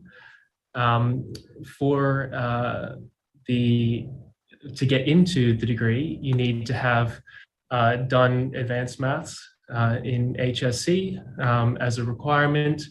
And doing that gives you a lot of those really fundamental skills while also ensuring that you're equipped to tackle the subject matter, because engineering is something that you can succeed in, even if you might be worried about not having as skillful knowledge of mathematics as you might want to. It is hard work, but putting in that hard work means that you're able to thrive, and that opportunity is definitely afforded to you in the degree, but it's valuable to have a basic level of maths so that you're set up for as much success as possible. Great, thanks for that, Cole. Just reiterating there, advanced mathematics is the prerequisite for engineering. You might see some course lists mention recommended studies in Extension 1, but if you haven't done Extension 1, don't worry. It's just the level of mathematics that they normally pitch the engineering subjects at. So you can always just brush up on your maths before starting engineering if that is something that you're wanting to do. Okay, we've also got another question here for Jack. What will my first year of engineering course be like? Yeah, a great question. I think it's this really good sort of fundamental set of problem solving skills that you get taught. So your first semester will be 2 maths courses, an introductory subject to the stream of your choosing, or if you're taking flexible first year, an introduction to several streams, and a programming course as well. And these are kind of all fundamental tools that engineers need to be able to solve problems. And that kind of sets the baseline, gives you an idea of what you're in for. When you then get to second semester, it's more of a specialization again, and you really start getting into those problem-solving skills directly related to your stream. So in the case of mechanical engineering, that's looking at kind of construction techniques, also looking at dynamics and structural mechanics, things like that, where we're really analyzing mechanical systems in a practical way. And these are kind of the skills that end up being built upon throughout your second, third, fourth, and sometimes fifth year as well. So having that really kind of fundamental understanding is great. There's lots of practical opportunities throughout this as well. Every subject you do will have a practical component, and that's really good to take the theory that you're learning in the classroom and actually apply it to the real world, which is what you'll be doing throughout your career as an engineer, essentially. Awesome, thanks, Jack. And I think Cole has a little more to say on that question as well. Yeah, your first year in engineering is entirely what you make it. As Jack's highlighted, there's a tremendous amount of opportunities, but there's also so much that you can pursue and your own interest. And the university has set you up for success here and afforded you some flexibility. We know that there's a lot of different streams of engineering and opportunities that you can pursue. And it can be really hard to decide on a certain stream of engineering. I changed from another stream into mechatronics as I understood my desires and goals and objectives better. But there is that flexibility to change streams in engineering, and also to start with a flexible first year in engineering, which allows you to explore the various disciplines before deciding on your ultimate course of study. And it allows you to finish in a normal time. And as Jack had been talking about previously, there's a lot of things you can do outside of the classroom, looking at clubs and societies, whether that be more socially based or project based, to meet other people in your stream and your degree at your uni, which is a very fun thing to do in your first year, while also beginning to develop some hands-on technical skills, which being able to do that right from the get-go is a very exciting opportunity. Awesome, thanks, Cole. One final question here, and we'll shoot this one to Jack. Is there an interview for engineering once someone gets the offer? No, there's not. What's really great about engineering is we know that you're passionate, you're great at problem solving, and that's why you selected engineering in the first place. So engineering really attracts this one kind of specific mindset of person. And I've seen that. I've taught a number of first year units throughout my time here, and it's a common thread between all the engineering students. So we know that you're passionate. We know that that's why you've selected engineering, and we're ready to teach you the skills to take forward and be a great engineer in the future. Great. Thank you so much, Jack. So we're just going to wrap up now. Thank you so much, both Jack and Cole, for your time. I'm sure all the future engineers have been very pleased with those questions answered there. Next up, Danny will be speaking to one of our students who's studying music. So please remember to submit your questions to the Slido. But before that, we'll get to see a quick tour of the Sydney Conservatorium of Music.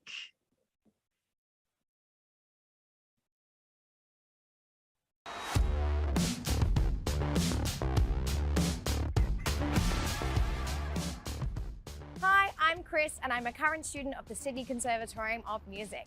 I'm currently studying a Bachelor of Music Performance with a major in vocal classical voice, and I am currently the Conservatorium Students Association President. So, if you're interested in studying music, come and join me for a quick tour of the Sydney Con. You don't have to study at the Con to study music. We have lots of students doing music majors on main campus. Arts, science, law, doing lots of music within their degrees through the shared pool. The campus is divided into two, the castle and the extension. At the Con, you can study performance, composition, jazz, any instrument you can think of. We probably have it as a principal study. Our first stop on the tour today is the Music Workshop, which is a multi-purpose hall we use for exams, recitals, lectures, operas, and international competitions. To my left here, you can see that we are all set up for a gamelan performance this evening. Behind me, we also have an orchestral pit, which can fit up to 250 people. This is quite rare in any music hall, and so we're very lucky that we have such an amazing resource at our fingertips. We also have a trap room where opera students can pop up and down during performances, moving props and themselves.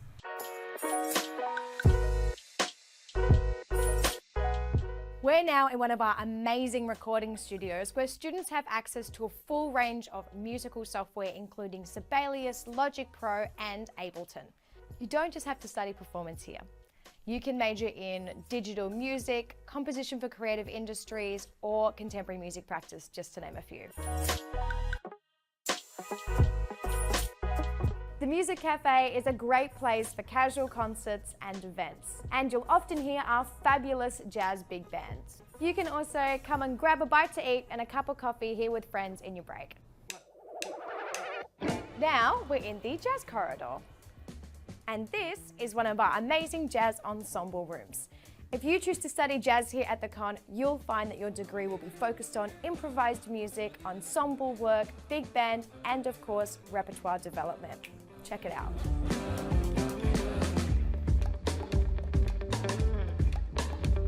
We're now in the percussion corridor, where our percussion students have access to amazing professional links, including the Sydney Symphony Orchestra, Opera Australia, and even ballet orchestras.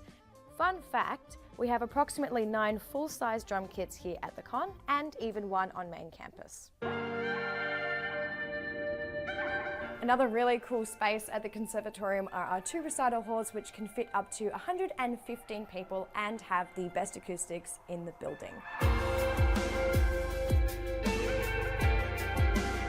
What is really interesting about these rooms is that they were specifically designed and built on top of these spring boxes that actually prevent us hearing the train lines that run underneath the Conservatorium.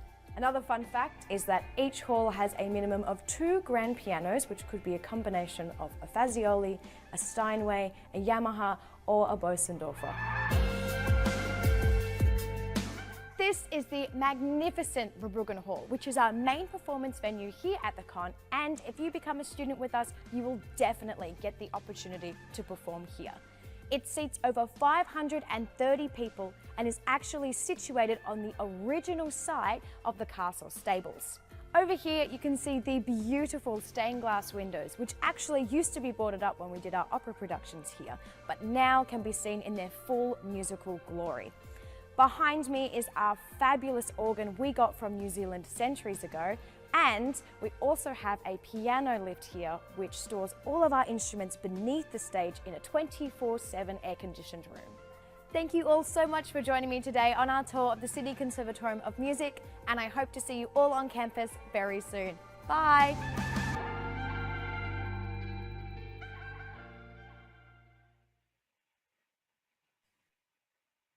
Thanks guys for joining back with me. So we just saw a tour of the Con, and now we have Kate here who studies at the Con, here to talk to us all things of music at USyd. So Kate, for our first question, I wanted to ask, what career or job do you want to do after uni? So I would love to be an orchestral musician. I'm a harpist. I'm now doing Masters of Music Studies at the Con, and I actually did a Bachelor of Music Performance at the Con prior to that on harp, and I've always loved playing in orchestras, playing in pit orchestras for operas, for musicals, or symphony orchestras as well. So that would be my goal career. That sounds amazing. Sorry, I skipped one of the questions. So let's start off with, can you tell me what you study at the Conservatorium? Of course. So I'm currently studying a Masters of Music Studies in Performance on classical harp. And prior to that, I entered in 2020 doing a Bachelor of Music Performance honours. Wow, sounds amazing. So I wanted to ask, is your degree what you expected? Why not? I think it's what I expected, but even more, in that you do get so many opportunities to play in all different sorts of ensembles, from small chamber ensembles to the big orchestral programs.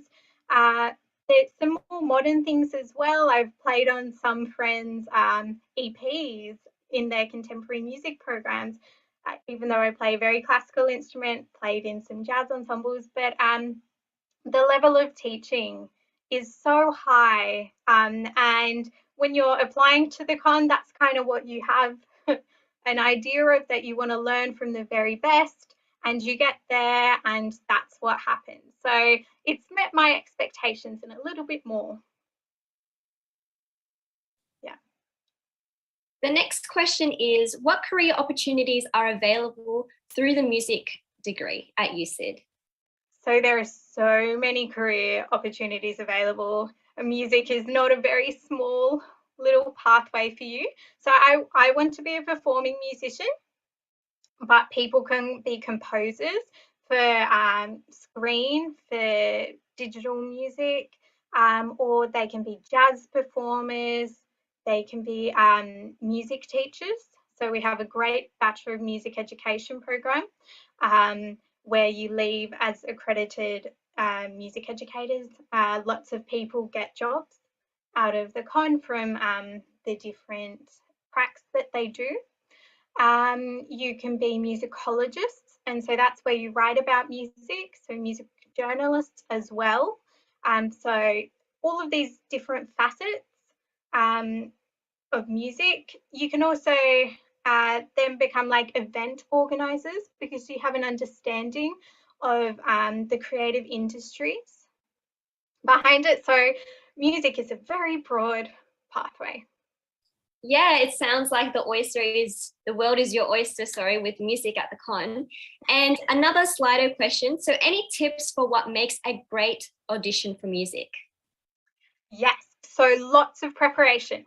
So as well as practicing, if you're doing a performance audition, practicing a lot, of course, listening to other people's performances, really look into the music.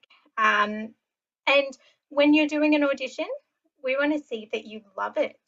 Like in music, you enjoying what you're doing really comes across in an audition. So lots of preparation, listen to your teachers if you're getting lessons beforehand. Yes, and lots of preparation to go into it. Yeah. And just another quick question. So what do I have to do to get into early admissions to the con? Do I have to prepare a portfolio, compositions, or performance? So it depends on what degree you are doing. For early admission, there's the Creative Arts scheme, which is on the University of Sydney's website. So that is early admission, that you get guaranteed entry into there. And for that, if you're doing a performance degree, you will have to do an audition. If you're doing composition or digital music and media, composition for creative industries, you'll have to submit either a composition portfolio or another type of portfolio.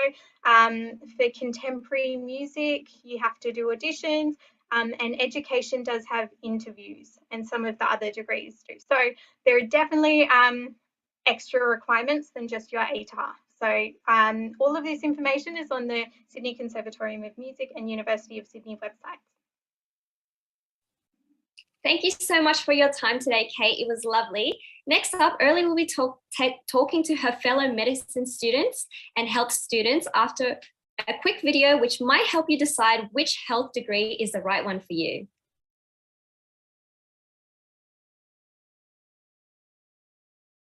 Here's 5 reasons why studying medicine and health at Sydney could be the perfect choice for you. Number 1, you'll be ready to join the future health workforce. Next year, I'll be a dentist. In 2 years, I'll be working as a speech pathologist. We get hands-on training as soon as uni starts, so expect to be using the latest treatment techniques on your classmates and using specialised equipment from week 1. I'm a medical imaging student, so I've been practicing using imaging facilities like X-ray, CT scanners, MRI machines, that sort of thing. I know that by the time I graduate, I'll have tons of new skills to take with me into the workforce. Number 2, you're in good hands. The University of Sydney's been producing world leaders in health since 1856. If you've been to a hospital or a pharmacy or a dentist, chances are you've met someone who studied health right here. That's because our graduates are the most employable in Australia and among the top 4 in the world. Many of the schools here are ranked number 1 in Australia. Number 3, this place. The Susan Wakehill building is on our main campus. It's been purpose-built with some really amazing facilities and clinical spaces. There's so much under one roof, and within walking distance to major hospitals and other leading health institutes. We get to visit these places to do clinical placements and learn from practicing clinicians. Number 4, we work with other health students. There are more health courses here at Sydney than any other university in Australia. This means we get to work with students from all disciplines of medicine and health, just like we will when we graduate. So students doing physio team up with students from pharmacy and occupational therapy. We experience how different areas of health work together to make people's lives better. Number 5, learn from leaders. We get to learn from lecturers, practicing clinicians and researchers who are experts in their field. They bring their real-world knowledge to the classroom, and they're passionate about teaching the next generation of leaders. That's you. If you'd like to find out more about studying medicine and health here, make sure you visit our website. We hope to see you on campus soon.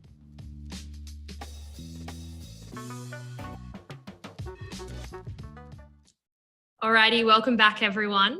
And this is my favourite segment, obviously, because I'm here with some of my fellow medicine and health students, Grace, Alyssa, and Rachel. Now, before we get started, I do want to let everyone know that at the University of Sydney, we only offer postgraduate medicine. So I mentioned at the start of USyd TV that I'm studying a Bachelor of Science and Doctor of Medicine. That is considered a double degree, and I had to complete my Bachelor of Science requirements before starting the postgraduate Doctor of Medicine. So if you do want to know how to apply, head over to that the medicine webinar, and then come back and watch us chat later. USyd TV is being recorded and we will be available here for you to rewatch later. All right, let's get into our first question. Grace first and then Alyssa. What do you enjoy about your medicine and health related degrees? Yeah, that's a great question, Ellie. I study a Bachelor of Occupational Therapy. And I definitely think one of the highlights for me has been our placements experiences. So across my degree, across 4 years, I get 1,000 hours of placement experience. Last year, I had the opportunity to complete about 600 hours, so roughly 4 months. So I did a 2-month rural placement in a paediatric community setting, and then went straight into a main city hospital in an acute medical setting. So the vast variety of placements that I got access to was just phenomenal. And what about you, Alyssa? Well, to me, pharmacy is such a fascinating world, and we have so many opportunities at the University of Sydney. The course is very rich, and the university.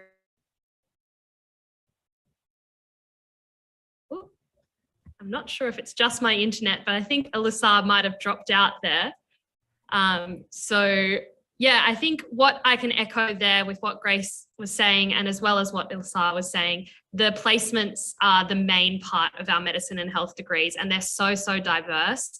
And you really get into the placement opportunities straight away, which is amazing. I had 1 day at the hospital last year. And I'm now about to go into 3 days in clinical practice, which is awesome. Okay, so Rachel, what's it like studying a postgraduate course in dental medicine, and what made you want to get into that field? Yeah, so it's definitely a very exciting field to be in. So for me personally, it took me a little while to figure out what sort of career I wanted to go into. I knew I wanted to do something medical, and I wanted to be in a career that was patient-centered and working to help people. But I also really enjoy things like art and creative pursuits. So for me, dentistry was a perfect combination of medical knowledge, people skills, and artistry, believe it or not, because essentially what we're doing is we're working to recreate people's teeth and smiles with aesthetic and dental function to it. So in addition to that, I'm also really drawn to the career opportunities that dentistry provides. So it's a career with things like lifelong learning. And once we finish our degree, we're straight into the workforce, which is really exciting. And it's an area that we're actually able to really mold our careers to suit what we want. So if we're particularly interested in things like oral surgery, it's just a matter of training up and getting experience in that field, and we're able to practice in it. Same thing if you're more interested in like Invisalign or aesthetic things, we can add all these different things to our workplace, I suppose, toolkit. So it's a really, really exciting field. And as far as postgraduate dentistry goes, it's fantastic. So in postgraduate courses, you're with people who've come from like completely different backgrounds to yourself. So I'm studying alongside previous physios or bankers or engineers. And it's really fantastic how all of us come together, and you get to see how different people from different backgrounds think in different ways. And you really learn so much from each other. So it's a great degree. It's really exciting, and I'm so happy to be a part of it. Yeah, I 100% echo that with the postgraduate cohort. It's amazing to have such a diverse knowledge base when you're working with your peers towards the different issues, as well as having that different undergraduate degree opportunities to explore some different passions if you do want to before going into the rigid structure that is dental medicine or medicine. I think we've got Elisa back on with us. So Elisa, do you want to tell us a little bit about your degree and what you enjoy most about pharmacy? Of course. Sorry about earlier, but what I was saying is that I generally really enjoy my degree. Pharmacy is such a fascinating world, and there's so many opportunities at the University of Sydney. The course is very, very rich, and the university takes into account all the different pathways that a pharmacist can undertake. So within our course, we learn how to make tablets, how to make creams, but you also learn about like research methods and the drug discovery field, and of course the clinical side of pharmacy. And we're offered so many things, like a lot of pharmacy students were working at the COVID vaccination hubs, and there's a lot of research opportunities and of course the clinical placements. So I just know that once I graduate, I'm equipped with all the tools to make myself the pharmacist that I want to be. Awesome, thanks Alyssa. Now, Grace, you've mentioned placements and the diverse placements that you get exposed to within your degree. Do you get to work with the patients directly? Yes, absolutely. So in both of my placements last year, I was fortunate enough to have my own caseload. So when I was working in a primary school, I would do 5 to 7 sessions a day. I would either do a whole class session, or I would select certain students to work with and would have the opportunity to either present directly to the class, kind of like a teacher would, or could take them out and do one-on-one or small group sessions like an OT. When I was working in the hospital, I had my own caseload of 8 to 12 patients, real patients in the hospital. I would do all of my clinical steps that I had been taught to do throughout my degree. If I was unsure about anything, my supervisor was always available to seek out advice, to do joint sessions with.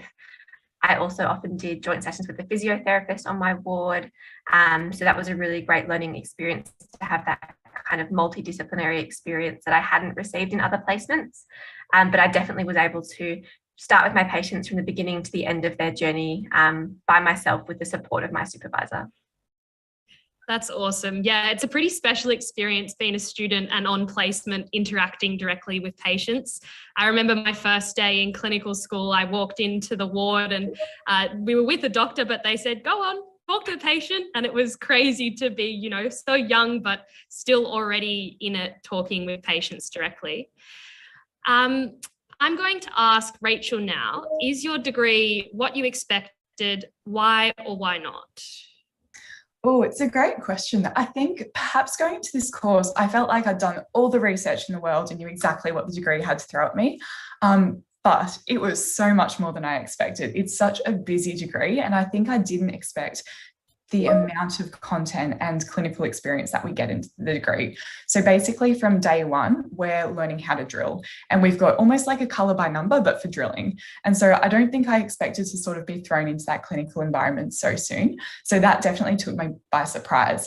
The other great thing about dentistry is it's such a person-centric field, and so it's becoming more and more and more involved in the medical field, and so we have to go through and learn all the medical conditions like you would in a medicine degree. So I didn't expect to see quite so much medicine in the degree, as silly as it sounds, but the content, is fantastic, and it's great to be trained as holistic dental practitioners. Awesome. Thanks, Rachel. We've got a question coming through here on Slido that I might answer. It's, what are the entry requirements for medicine? So as I mentioned before, medicine at Sydney is a postgraduate course, like, for example, the Doctor of Dental Medicine as well. We do have two pathways that you can enter the medicine course via. There's an undergraduate pathway, which is technically not undergraduate. It's a double degree pathway. You just enter at the undergraduate level. So that's the degree that I'm studying, the Bachelor of Science, Doctor of Medicine, or Bachelor of Arts, Doctor of Medicine. Requirements for that degree is a 99.95 ATAR, as well as an interview and assessment day. And just keep in mind that's only 30 students that gain access to the program through that pathway. The other 270 students come through postgraduate entry. So what that involves is doing any bachelor's degree that you would like to study, wherever your interests lie, and then you will sit a GAMSAT and a combination of other entry requirements according to what the university is specifying. So sometimes there'll be an interview on top of that one as well. So there are technically two ways to get in, but everyone enters into the Doctor of Medicine on the same standing, on the same level, and starting from there. Okay, we've got another question from Slido. I might throw this one to Rachel. Where can I do my placements? Yeah, so in dentistry, we have three main teaching hospitals that we work at. So Sydney Dental Hospital, which is just opposite Central Station, Westmead Hospital, and they have the Clinic for Oral Health there, and sometimes Nepean Hospital in fourth year. That being said, we also have opportunities to do rural placements throughout the year, as well as private practice placements. So mainly the dental hospitals, but there's also those extra opportunities as well. And what about pharmacy, Alyssa? Where can you do your placements? So in pharmacy, you actually get a choice. So once you have your allocated placement dates, we go on a website and we put in our preferences. The different types of placements involve hospital. So you can have a placement at a hospital where you work with the medical team, you work at the pharmacy at the hospital, or you can do it in a community pharmacy, or you can do it in an industry. So, like a company that manufactures medicines. So yeah, these are the main three types of placements that you can do, but you put in your preferences, which is cool. Awesome. It's really cool to hear that there's such a diverse options there for choosing your placement. For medicine, we get placed across a few different hospitals, quite similar to Doctor of Dental Medicine. I myself am at Royal North Shore Hospital. I've had the most amazing time there. But Royal Prince Alfred, Nepean, Westmead, Concord are all hospitals that you can also be placed at. Alrighty, so we might move on to Grace now. I know you're in your final year of occupational therapy. What's the next steps after graduating? That is a great question. So entering my final year means that I only really have one semester left of studying and subjects. My final semester, I only have one unit to take, and it's also a 2-month long placement. So that will kind of wrap up my degree, which is very exciting. It's been a long time coming. The awesome thing about occupational therapy, alongside things like physio and speech pathology, means that you finish your degree and you're fully qualified to work in whatever field you like to. Personally, I see myself working in rural healthcare, ideally in a hospital.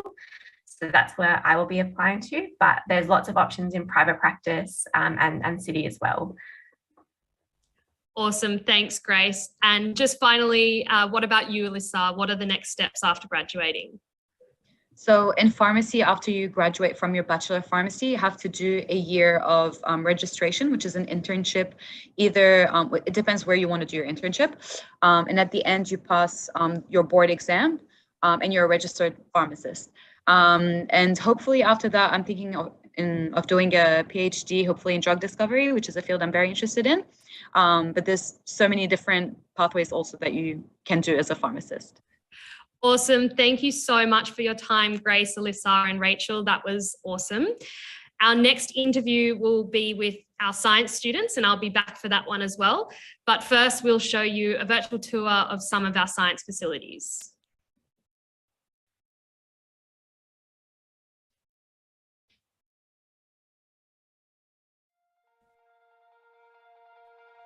Hi, my name is Thomas, and I'm a graduate from the Faculty of Science here at the University of Sydney and a current medical student.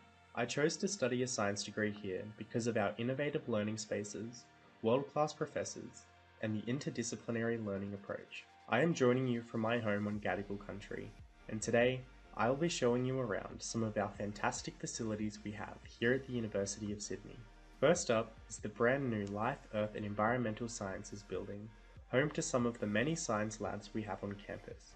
Our Immersive Learning Lab is the largest of its kind in Australia. It uses the latest VR technology for teaching and experimentation. We also have a range of lab spaces for those of you interested in the natural and physical sciences. You get lots of opportunities for hands-on experience to examine, question, and draw conclusion from evidence in the lab. In my first year, I took essential chemistry classes, where I was introduced to the principles of science I still use in my studies today, in both practical and demonstrative classes within the chemistry building. Another amazing space is the Sydney Nanoscience Hub for quantum research and computing. Nanoscience is the study of the structure and function of materials on the scale of nanometers. This is 1/1,000,000th of a meter, or roughly the size of about 10 atoms in a row. The building is designed with nanoscience research in mind, so the labs are floating. This means the lab floors are built on concrete slabs separate to the superstructure of the building, to create a stable environment so that the research is not impacted by any vibrations, including any movement from the train line, which is over a kilometre away. That just shows how sensitive this equipment is. Inside the quantum lab clean room, the air is completely replaced every 68 seconds. This room is 100 times cleaner than an operating theatre. The yellow light that you see in the clean room is designed to prevent exposure of light-sensitive materials used in lithography processes, which is part of the manufacturing of nanostructures. The next place I want to show you is the Veterinary Teaching Hospital and Farms. We are ranked 1st in Australia and 16th in the world for veterinary science. The teaching hospital is a great place for our students to learn, with treatment rooms, a surgery, dental theatres and imaging spaces. Our vet, animal bioscience and agriculture students also gain hands-on experience at our other teaching locations, including the Camden campus. This is where you can work with large animals and wildlife. Agriculture, food and agribusiness students may also get to learn on our farms located in regional New South Wales. We also have a partnership with Taronga Zoo for those of you interested in wildlife conservation. Now let's head over to the Charles Perkins Centre, or as we call it, the CPC. Built in 2012, the CPC is a multidisciplinary research centre committed to improving global health. Researchers span across areas including science, engineering, arts and social sciences, as well as medicine, to work together to address major health and social issues like cardiovascular disease and diabetes. Charles Perkins was a civil rights activist who dedicated his life to achieving justice for Aboriginal and Torres Strait Islander people. In 1966, Dr. Charles Nelson Perkins was the first Aboriginal man to graduate from a university in Australia. His work, which made such a great social impact on the future of Australia, embodies the spirit of the multidisciplinary work being done at the centre. Finally, we have our One Tree Island Research Station. This satellite campus has one of the highest levels of protection, as it is within the World Heritage listed Great Barrier Reef, which makes it an excellent location for conducting teaching and research activities. You may head out here if you are studying marine biology or geosciences. The research station has been managed by the University of Sydney since 1974. The research at the station has focused on climate change and bleaching, eutrophication of reef systems, carbonate chemistry, geology, sedimentation, and the ecology of reef organisms. Well, thanks for joining me on this tour of the science faculty. We hope to see you on campus soon.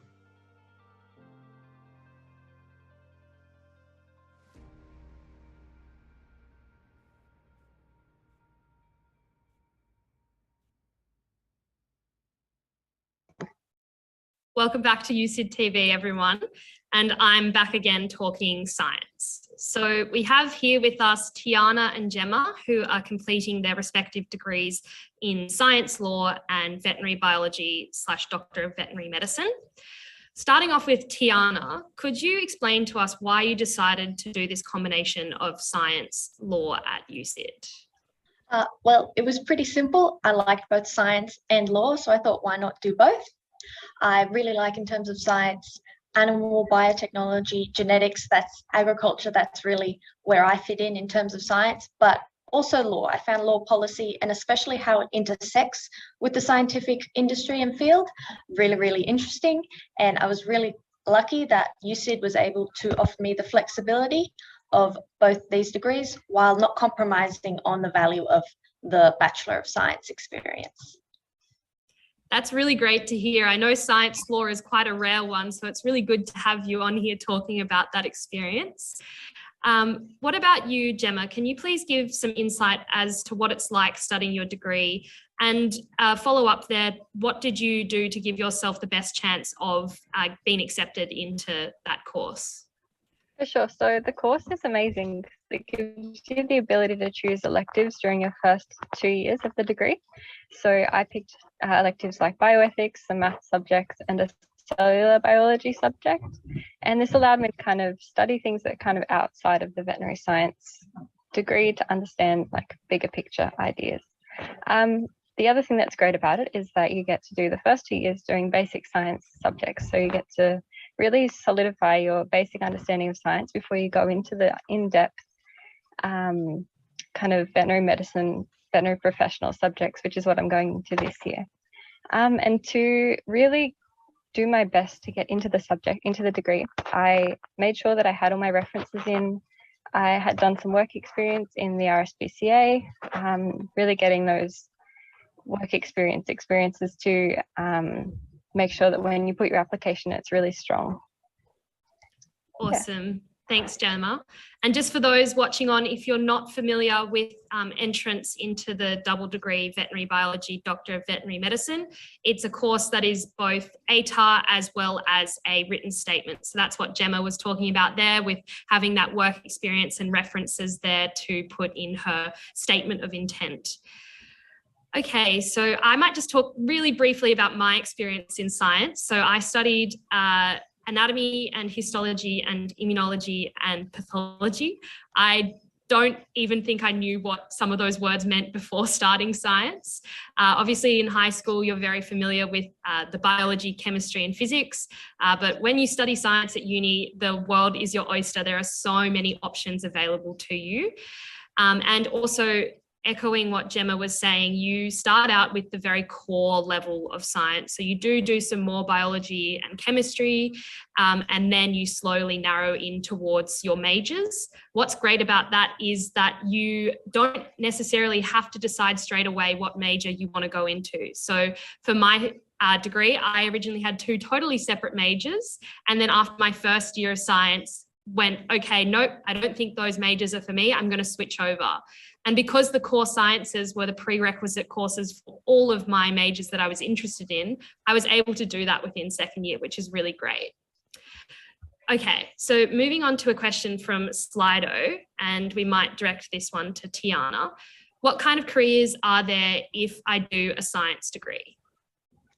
Well, realistically, the possibilities are endless. So obviously a lot of people would think a science degree means you have to go into research. And you're definitely right. Research is a really, really big area of science and the field as a whole. But a science degree can take you anywhere. It's got the critical thinking skills and it challenges you to be able to handle yourself in any industry. For example, there are heaps of different combination degrees. For example, science can be paired with law. I'm an example of that. You can have science, law policy, you can have science in the business world. Even in terms of ag science, it can be as simple as an agricultural science degree that helps you run a farm. There's just so many possibilities with it. So it's not just the one set research career. Great, thanks, Tiana. Yeah, and I might speak quickly to the research opportunities that you do get at Sydney during your degree. So there are a lot of options to be involved in research in your undergraduate. A lot of the time you can just reach out to researchers that you're interested in their projects and say, hey, can I come shadow you? Can I do a little project with you? For me, I did 2 summer research scholarships across 2 different labs in the university, and that was a really great experience to have hands-on, a good idea of what research is like before committing myself to that later on in my career. But as Tiana mentioned, research isn't the only thing in science. There's so many diverse opportunities to use the analytical skills and the critical thinking that you learn within the scientific background and apply that to lots of different careers. Okay, so we do have a question on Slido for you, Gemma. How can I become a vet? What are the different options? So USyd kind of offers 3 different pathways. So the pathway that I'm going through is the Bachelor of Veterinary Biology, Doctor of Veterinary Medicine, where you spend 2 years doing like undergrad science degrees, and then you pass directly into the Doctor of Veterinary Medicine. There's no like additional application after the 2 years. The other option is to do the Bachelor of Animal and Veterinary Bioscience, which is a Bachelor of Advanced Bachelor of Science Advanced Studies.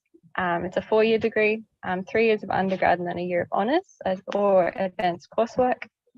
And then after you complete those 4 years, you have to apply to get into the Doctor of Veterinary Medicine. And then after that, it's a further 4 years. The other option is to do a science degree and do all the prerequisites for the Doctor of Veterinary Medicine. And then you can apply like with the Animal and Veterinary Bioscience. And then, apply into the Doctor of Veterinary Medicine. Most students who want to go into Doctor of Veterinary Medicine either get into the Bachelor of Veterinary Biology, Doctor of Veterinary Medicine, or go into the Animal and Veterinary Bioscience, because that program kind of gives you the electives all kind of laid out for you. You don't have to make sure that you're covering all the electives to get into the Doctor of Veterinary Medicine. Yeah. Great, thanks for that, Gemma. And just to expand on that, if you do want to have a little bit more flexibility in having, a few other subjects that you want to do alongside that before starting the Doctor of Veterinary Medicine, you can do just a simple Bachelor of Science and make sure you're hitting off those prerequisites that Gemma was talking about for the Doctor of Veterinary Medicine. Okay, so one for Tiana here. What are the benefits of adding advanced studies to something like a Bachelor of Science? Well, this is really, really a great question, because I am actually in the middle of doing a Bachelor of Advanced Studies myself. So I can definitely say with experience that while a Bachelor of Science does give you all the core and also all of your electives, which all have practical experiences embedded in them, a Bachelor of Advanced Studies is more advanced coursework that does have more of an emphasis on research. So if a research pathway is something you're looking into, a Bachelor of Advanced Studies with an honours program embedded within that is definitely the way to go. It is full on, but you do get the full on research experience. And that's something that I've been really enjoying lately. Okay, and a final wrap-up question. Are there any scholarships in science? Gemma, do you have a good answer for that one? There's a whole heap of scholarships available that you can apply to for, you can apply through the Dean's Entry Scholarship, which comes through a whole entry pathway where you answer a couple of questions with the Sydney Scholars application.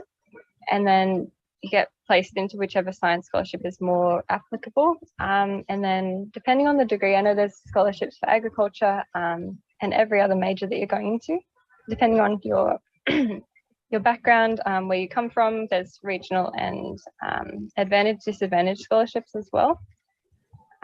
But there's the website on the University of Sydney website that will give you all of the scholarships there when you look up your background and what degrees you're going to plan on doing. Amazing, thanks Gemma. And for those students who have already finished school, a lot of those scholarships have already closed up, but if we do have younger students on here, make sure to look early for what scholarships you are eligible for and apply to those. Alrighty, thanks so much Tiana and Gemma for joining us. Next up is architecture, design and planning, but first let's take a look at the design, modelling and fabrications labs that are available to USyd students.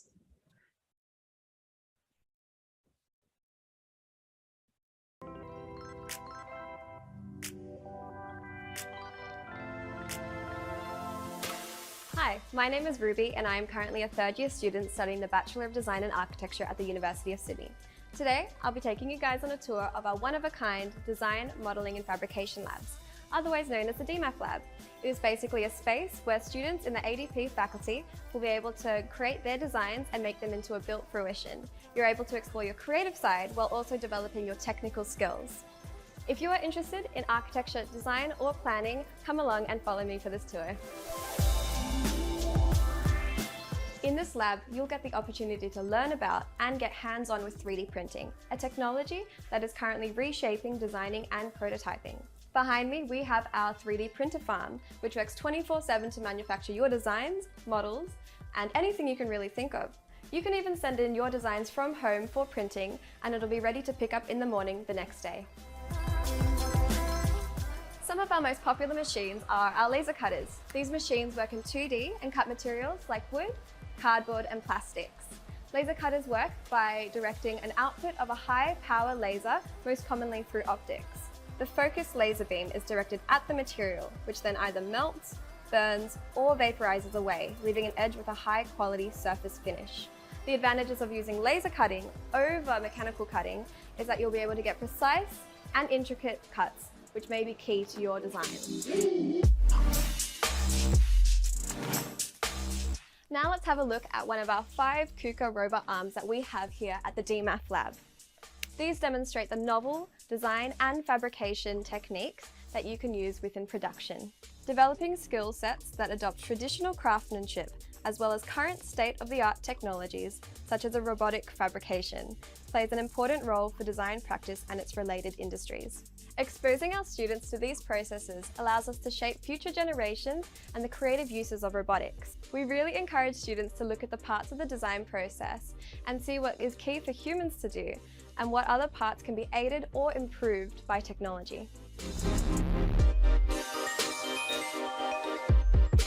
The DMAF Media Labs assist students in developing the conceptual and the technical skills required when exploring the dynamic connections between the traditional media and also the recent developments in fabrication. We offer technical support for 2D and 3D media and are equipped with specific studio equipment so students can get hands-on experience with a variety of materials and fabrication techniques. Along with the expertise and experience of the lab staff, this enables the production of designs and prototypes that explore materiality, form, light and line in relation to design and expand conceptual understanding of traditional and experimental art forms. A great example is the 3D clay printing. I hope you guys enjoyed this look into our machines and tools that we have in our DMAF lab. Thank you for joining me and I hope to see you on campus this year.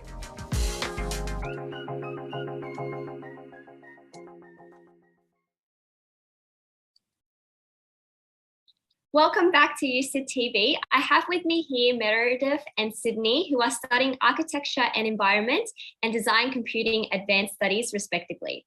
Meredith, I'll start with you. Can you tell us a little bit about your degree? Hello, yes. I'm Meredith and I'm studying Bachelor of Architecture and Environments. And so my course is basically a broad, like a very good broad overview of architecture and kind of like all the basic elements that you need to know when in the built environment. So I'm quite a creative person, and so this was a good course for me because I didn't really know what I wanted to do when I first started, like when I first graduated high school, and I knew that I was a creative person and then I wanted to look into the built environment and either like town planning or architecture, but I wasn't so sure on what my endpoint would be. And so as a general course, this was a good choice because it gives me skills in sort of a broad range of areas. That sounds awesome, Meredith. So, and Sydney, what does a design computing degree involve? So the design computing degree, which is what I'm studying, it involves a lot of things. It's centered around user experience design, interaction design, product design, information visualization. So basically it's a lot of problem solving and creative thinking. You'd be brainstorming, ideating, researching, writing, designing, wireframing, prototyping, coding. Like it's a lot of things, but it's a really fun degree, especially for someone who's interested in something creative, but also logical, and a new field that's growing and in high demand. So yeah. Thank you for that, Sydney. So for Meredith, what makes a good portfolio for applying to architecture for an architecture degree? For my degree, I did not use a portfolio as I achieved the ATAR, but for some degrees such as the Bachelor of Design and Architecture, some people do need portfolios, especially if you're working to get into the course with a lower ATAR. But from what I've heard, a good portfolio includes just things that show off your personality, and so kind of ideas that will show off what skills you work best in, and things that will demonstrate sort of a broad range of your best skills. And so, for example, I know some people did sketching or like models. I did in my HSC visual arts, I did a clay model, and so I would have used that and the sort of photography from that in the portfolio had I needed a portfolio. And so just a lot of kind of just a broad range of things that show off your best skills. Thank you for that.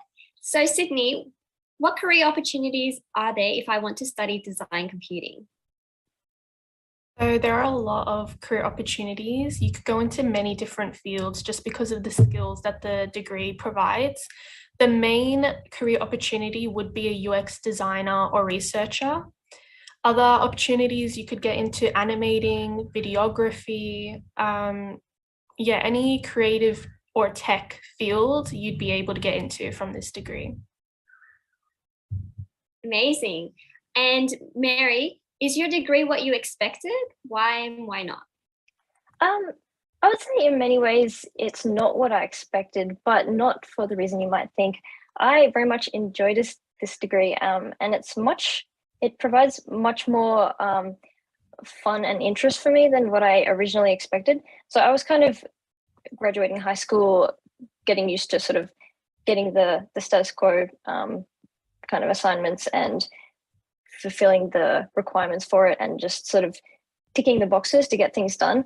But this degree is so much more than that. You have so much more creative freedom, and that's one of the things I've really enjoyed about this degree. So it's given me so much more than what I expected, and that's one of the reasons it wasn't what I expected. And so I would say it wasn't what I expected in some ways, but that's because I've enjoyed it so much more than I thought I would. That's amazing. And Sydney, are you involved in any clubs or societies? Yes, I'm involved in a few actually, some that I'm part of the executive societies for. They're such a fun way to meet people, make friends, and actually get involved in the events that the university and the societies put on. So like Fashion and Beauty Society is one of them. The society for my degree, which is the SUADE Society, Sydney Uni Experience Designers, and the Lebanese Society as well. Sounds amazing and exciting. And Meredith, what will I learn in my first year of a Bachelor of Architecture degree? Well, the first year you have a couple of different subjects that kind of focus on just getting you used to the organization of the course and getting you used to the topics that we cover in the course. And so I think my first semester I did a history and theory topic. I did one called architectural communications. I did one called design processes, and I did one called sketching and drawing. And in these, you're kind of slowly introduced into what the rest of the course will look like for you. And so sketching and drawing, it's kind of showing that it's very much a design course, and you don't have to be good at sketching and drawing. That's kind of part of it. You're learning sketching and drawing. But different things like design processes, you're looking into iterative design. And so practicing when you're starting off with something, how can you make it better, and what design principles do you learn from there? And I also found that architectural communications was a good one too, because it sort of set me up for the rest of the course in the way that I had to get used to the class time and producing and learning work on a weekly basis. And then history and theory was a good one because you learn about the history of architecture, and so you have a base knowledge for the rest of your degree about architecture and its beginnings, and so you can take that further on in the degree. Thanks for that, Meredith. And Sydney, what are some of your favourite uni experiences? Favorite uni experiences. I guess like within my own degree, it would be the actual studios that we have on, just getting to work in groups, in teams, getting to give feedback with everyone was really fun. And then with the university itself, I think the best was probably one of the events I went to that was held by the Yallah Society or the Lebanese Association. It's just like really welcoming everyone at these events. They're so fun and nice, and it's just, yeah, it was great. Sounds like you had an amazing time.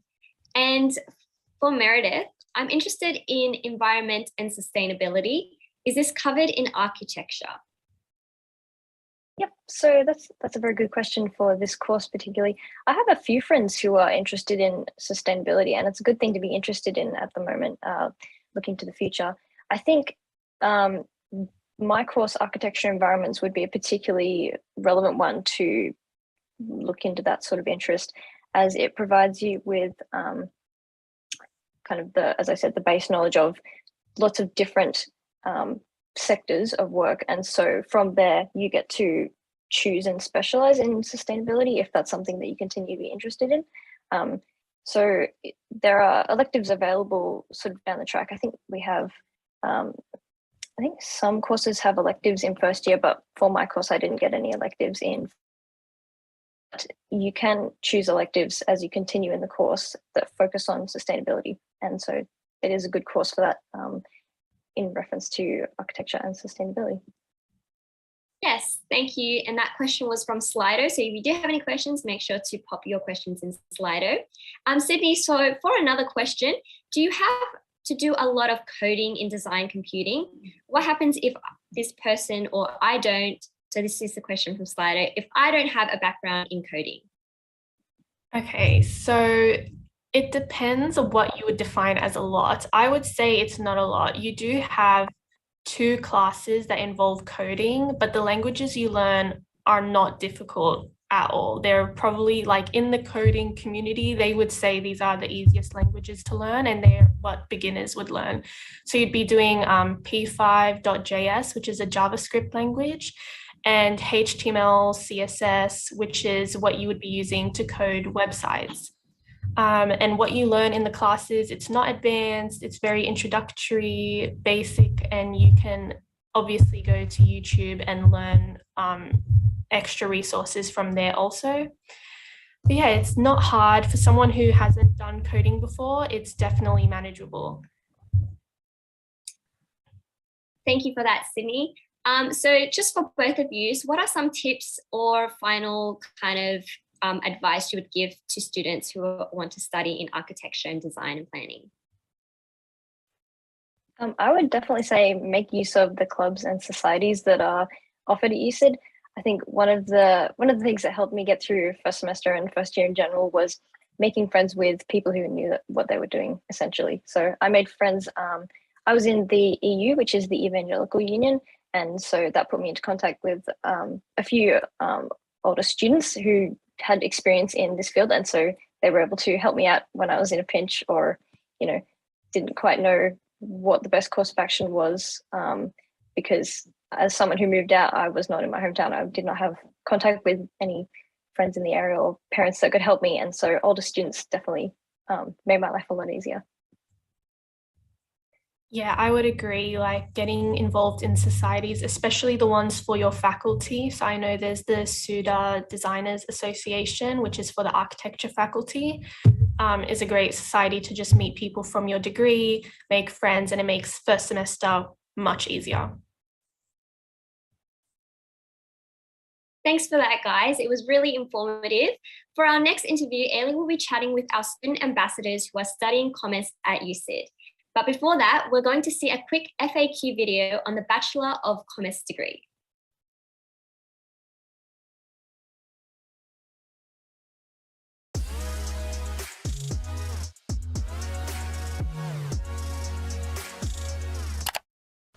James, it's great to see you again. Yes, Angela, it's really good to be here. Now tell me a little bit about why did you decide to study commerce here at Sydney University? Well, I'd kind of always been interested in finance, and that was where I wanted to go with my career. Looking towards investment banking or asset management as some of the possible career options. And after a bit of research and talking to some of my older friends who were already at university, I found that USyd would kind of provide me the best combination of social, academic, and kind of industry opportunities. Weighed up all my options with university and thought that USyd would be the best option for me. That's fabulous. Yeah, I came to USyd as an undergraduate back in the 80s and absolutely loved it. Wow. But I never thought I'd come back here and teach. So here I am. So it's been an absolute wonderful journey. Do you want to ask me something? Yeah, well, I'd like to know who should study commerce. Well, I think any student who's interested in business, is interested in understanding how companies operate, is interested perhaps in understanding a little bit about investment banking, or wanting to go into a commercial firm such as Qantas, or wanting to go into Westpac. And don't forget, studying a commerce degree, the opportunities are so broad. You could actually be a HR manager or an operational manager, logistics manager. There's all sorts of roles, I think, available to students if they study a commerce degree. So what is the difference between the Bachelor of Commerce and the Bachelor of Commerce Advanced Studies here at USyd? Okay, so the Bachelor of Commerce is a 3-year degree in which you're required to do one major, and you can choose to do another major or a minor. So a major is just a specialisation. So some of the specialisations we might have, for example, are the banking degree, business analytics, but you can also choose your minor from another faculty, if you like, from the arts and social sciences. So it's a 3-year degree. It's a great degree, but the Bachelor of Commerce and Bachelor of Advanced Studies is a 4-year degree where you'll walk out with 2 degrees. So you walk out with a Bachelor of Commerce and you walk out with a Bachelor of Advanced Studies. 4-year degree. In that 4th year, you have the option to undertake an honours year, which is a research project year, or you can undertake advanced coursework. So I think for students, it's absolutely fantastic because it's quite flexible. You don't have to choose to do a Bachelor of Advanced Studies until your 3rd year in your Bachelor of Commerce degree. And I really like how it's something you can tack on at the end if you're feeling like you want to stay at uni a little bit longer, or you want to delve into some certain subjects a little bit deeper, or do some research, some honours. I think it's really great, that flexibility. I think it's a wonderful option for students to give you an edge when you're actually going out for employment opportunities. What have been the best aspects for you, James, studying the Bachelor of Commerce degree? Well, I got to say, since I came to USyd, my life has totally changed in a lot of different ways. I've, in the Bachelor of Commerce specifically, I've found that I've just understood or learned a lot more about how different things in the world are working. I've also kind of expanded my social circle, like tenfold.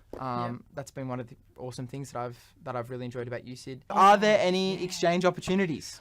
Oh, are there any exchange opportunities? Yes, there are. There are a lot of programs within the business school that students can choose to do, but you need to, again, plan for it. So you've got a number of programs such as the Industry Placement Program. We've got a local program and we've got an international program. So you can go to the US, you can go to LA, San Francisco, or you can go to Singapore or China and immerse yourself in a short placement program with a host organisation. So you have an opportunity of applying your theory to practice, which I think is really cool. And you get an idea of, do you really want to get into that type of organisation? You get a taste. I had the opportunity, as a Bachelor of Commerce student, you also have the opportunity to engage in some of the exchange that's provided by the United States Study Centre. So I could do that. I was eligible under the Bachelor of Commerce, and they said, there was opportunities to go to LA or to Washington, D.C. And I actually was able to go to Washington, D.C. and intern in the Senate over there. Does the university have any industry connections? Yeah, the university has many industry connections. I know at the business school we have a database which has over 1,000 connections with various industries.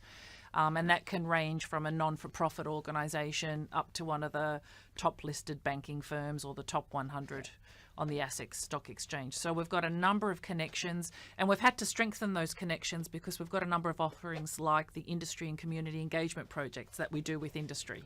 So that's where we're trying to get students to go out to industry with a number of teachers working on a real life project. So our industry connections are absolutely crucial to how we operate, and they're getting even deeper as we develop more opportunities for students to work with people from industry. For example, the DL mentoring program is just one of those areas where we've had to develop more connections with industry because they're going to mentor students in their second year. So there's a lot of opportunities and connections with industry. So good luck. Thank And you very much. I hope to see you in the advanced studies. Yes, I look forward to it. Yeah, it'll be It's going fun. to be great.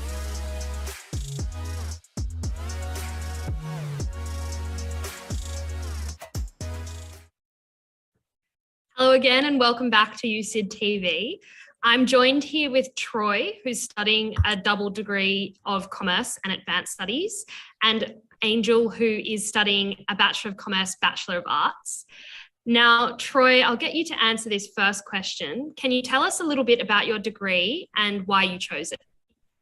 Yeah, so hi guys, my name's Troy. I'm doing a Bachelor of Commerce and a Bachelor of Advanced Studies. I'm majoring in banking and finance, and I came to the uni through the E12 program, and I received an Inspired by Business scholarship. With the Bachelor of Commerce and Advanced Studies, it's a 4-year degree. Traditional commerce degrees are only 3 years, and with Advanced Studies, I have to choose 2 majors. I have the option to either choose to do an honours project or I can do advanced coursework. So I chose to do advanced coursework in my finance, which should be my 4th year, which is next year. Great, thanks, Troy. And yourself, Angel, Yeah. what made you choose to do the double? Yeah, hi everyone, my name is Anjali and I'm in my final year. I'm studying a Bachelor of Commerce and a Bachelor of Arts, and I'm majoring in Industrial Relations and Human Resources Management, Social Policy, and also Cultural Studies. So I really enjoy working with people and helping people, and I thought kind of the IR and HR major would be able to provide those soft skills and that knowledge to help me achieve my goal. I thought on my art side, those 2 majors would work well and overlap well. Awesome, and so sorry for pronouncing your name wrong there. Okay, Troy, you've mentioned your 2 majors, but can you tell us a little bit about the different majors offered within the Bachelor of Commerce and why you chose your majors? Yep, so the Bachelor of Commerce offers around 12 different majors that you can choose from within the Table A business majors. So the one I chose was finance and banking, and this might seem like a bit of a weird combination as they're basically the same major. But the reason I chose it is because I always knew I wanted to do finance, so that was quite an easy choice. And I was always tossing up what my second major should be. It always bounced between business analytics, economics, or accounting. However, I chose the banking because a lot of the core units overlap with the finance section. So a lot of the core units, I don't have to do it twice, and it gives me a lot more elective space to choose like units I want to do, such as exchange, which just gives me the flexibility, which I really wanted to do when I came to the University of Sydney. However, a lot of my friends are doing a lot of different majors. So I have some friends who are accessing the shared pool through their advanced studies. So some of them are doing marketing and design, some of them are doing marketing and design, other design subjects, some of them are doing Chinese studies, and there's also one doing chemistry and marketing. So it's very broad and very flexible for what you can choose. Great, thanks, Troy. And now I might shoot this one to you, Anjali. This is from Slido. Will I get an internship or placement opportunities within a Bachelor of Commerce? Yeah, so the Bachelor of Commerce definitely has a whole lot of opportunities to secure an internship or a placement. In particular, we do have the industry placement program, so where you do go through the application process and then they pair you with kind of an industry company, and then you'll be able to kind of work and get some work experience there at the internship placement. And so that's really a good opportunity to really get kind of that industry experience, get your kind of first workplace experience, and learn more about, the major and what you're studying.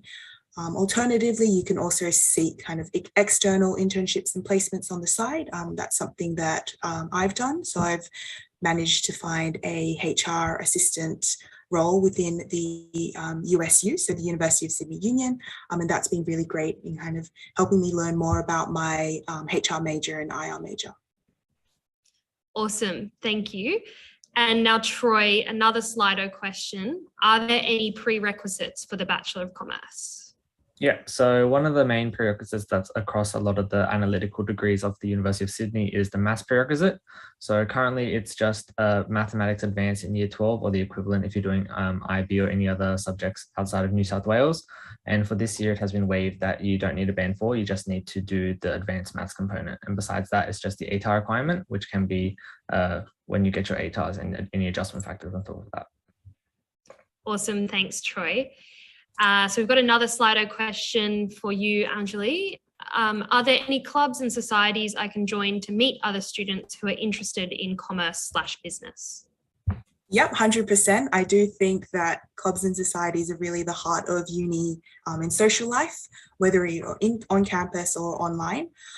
So a major one of the business school is SUBS, which is the Sydney Uni Business School Society, and they roll out kind of social events, also business related events, which are like Q&A panels, experience events, and also they send out fortnightly newsletters and updates to help you learn more about what's happening within the university and also with other industry professionals and what's outside in the workplace. So that's definitely one I joined my first year of uni, and I've been a member throughout my time here. And then particularly we do have very specific clubs and societies that are related to your major. So for me, I'm majoring in HR and management. So I've joined WOSOC, which is Work and Organizational Studies Society, and that's specific to the HR and IR major. And there we hold and run Q&A panels as well, things like Life of a HR Professional, which is really helpful in getting that insight. So I definitely would make sure that you do get involved in those clubs and societies, ones that are specific to your major, but also that general subs one. Awesome. Thanks, Anjali. So Troy, we've got another question here from Slido. You've mentioned a lot of friends studying, a few different majors within commerce and then maybe a few majors from the shared pool of majors and minors. But can you tell us what the difference is between a major and minor in the Bachelor of Commerce? Yep, so within the Bachelor of Commerce, just the standalone one, you have to complete one major and you have to complete a minor or a second major.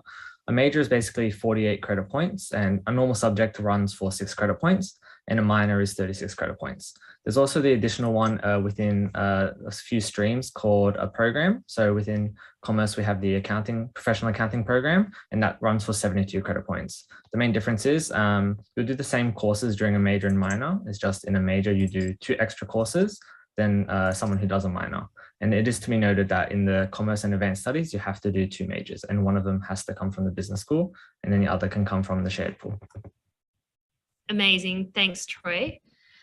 Okay, so maybe to you now, Anjali, what career/job do you want to do after uni? Definitely a bit of a tricky one. I came into uni not too sure what I wanted to do or what my career would look like. But here at the University of Sydney, there's been kind of so many opportunities for workplace placements, also kind of events where I do get to network with kind of industry professionals. So I really do enjoy working with people, interacting with people, and being able to learn from people from all different backgrounds. So I'm definitely looking in a career either in the management consulting stream or in a HR advisory position. And working as a HR assistant, as my internship, that's been such a great opportunity for me to get some insight into what it would be like working in real life. Awesome. And what about you, Troy? What career or job do you want to go into after uni? Yep, so I think I had the cliche entry into commerce finance, wanting to do like investment banking. It's definitely still one of my passions. However, I'm exploring other stuff as well. So I did the self-source placement program where I worked in a real estate company. That was quite interesting. Sort of a little bit of finance, a little bit of engaging with people, marketing. It was really interesting. I'm just trying to explore what I'm really interested in now. So definitely something in the finance type of area, but definitely somewhere where I can engage with people and provide my own benefits and sort of help disadvantaged students like I came from the same background. Amazing. Thanks, Troy. And Anjali, is your degree what you expected? Why or why not? Yeah, it's definitely different to what I expected, but in a good way. So I came into uni not sure of what I wanted to do, but the Bachelor of Commerce degree and also the business school just has so many support networks and kind of opportunities for you that really do help you on your journey. So some of the support programs include the business peer mentoring program that you start off as a first year, where you're paired with an older or senior business member. And that's been really helpful in guiding me along my degree. Amazing. Well, thank you so much, Troy and Anjali, for joining me today. Next up, Danny will be chatting with some of our students living on campus at the university. But first, here is a quick tour of our residential colleges.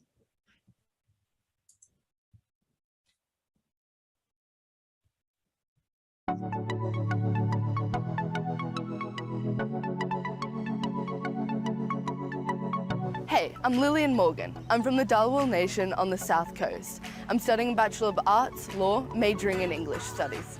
Today I'll be taking you through an overview of the University of Sydney's campus accommodation, scholarships, and some highlights of university life.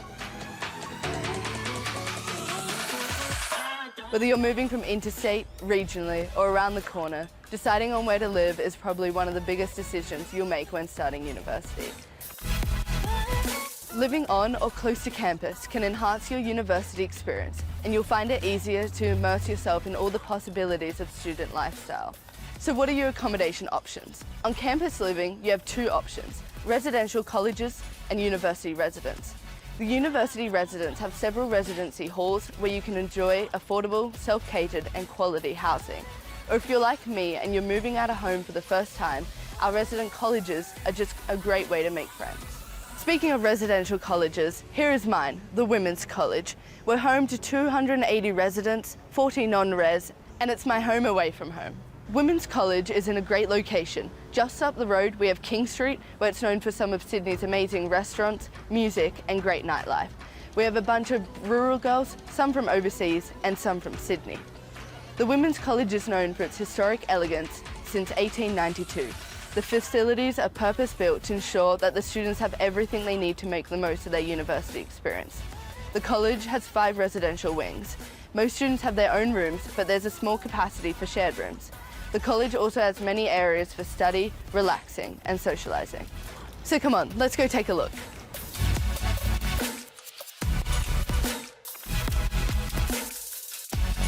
This is the main common room. It used to be the dining hall and it's one of the oldest buildings in the college. Today, it's where we come to sit, hang out, study or relax.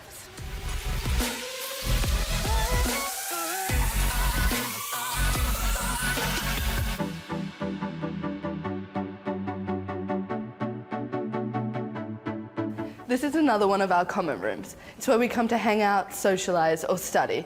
It's also where we host some of our events.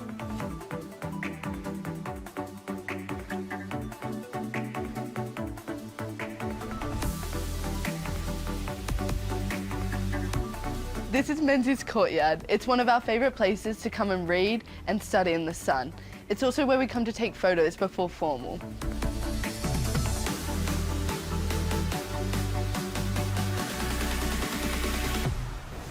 This is our library. It's home to many books and archives that we can borrow. It's also where we come to do quiet study and quiet group work.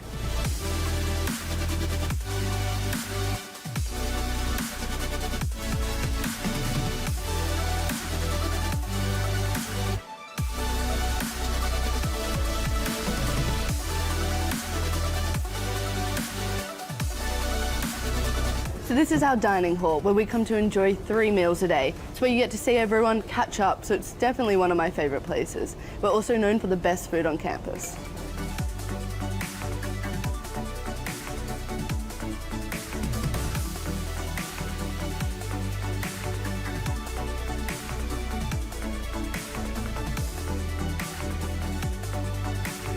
This is our new addition to college, our award-winning Sybil building. It's where we host some of our formal dinners and cabaret shows. Personally, it's my favourite place to study. It has tutor rooms, music rooms, and open study spaces for group work.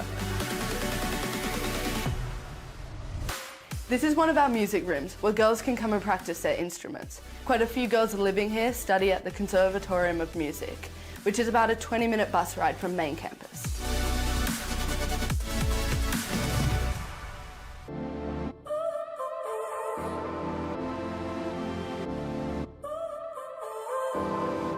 So now you're here again, knocking at my door. Welcome to my room. So this is a standard college room with a bed, a desk and storage space. Over here I have my photos. The rugby one is definitely my favourite one and one of the highlights of my college experience. One of the highlights of college life is the cultural events, and that includes sporting, music, debating. It's a great way to make some of your best friends. It's competitive, but it's a lot of fun. Here are my books, which I like to take out and read on the balcony. That's the thing about college. Although it can get really busy with the social, cultural and sporting events, you can always retreat to your dorm for a quiet moment. Just like most of our accommodation at the University of Sydney, there are plenty of scholarships available. Scholarships are available for sports, academics and other achievements. We also have scholarships for students in regional areas and Indigenous and Torres Strait Islander backgrounds, so it's important to just get online and apply. Because of my scholarship, I've been able to experience university in a vastly different way. It made the transition a whole lot less daunting, and I've made some of my best friends here. The colleges offer tutorials which help with my uni classes. Living on campus has also meant I've been able to get more involved with student life.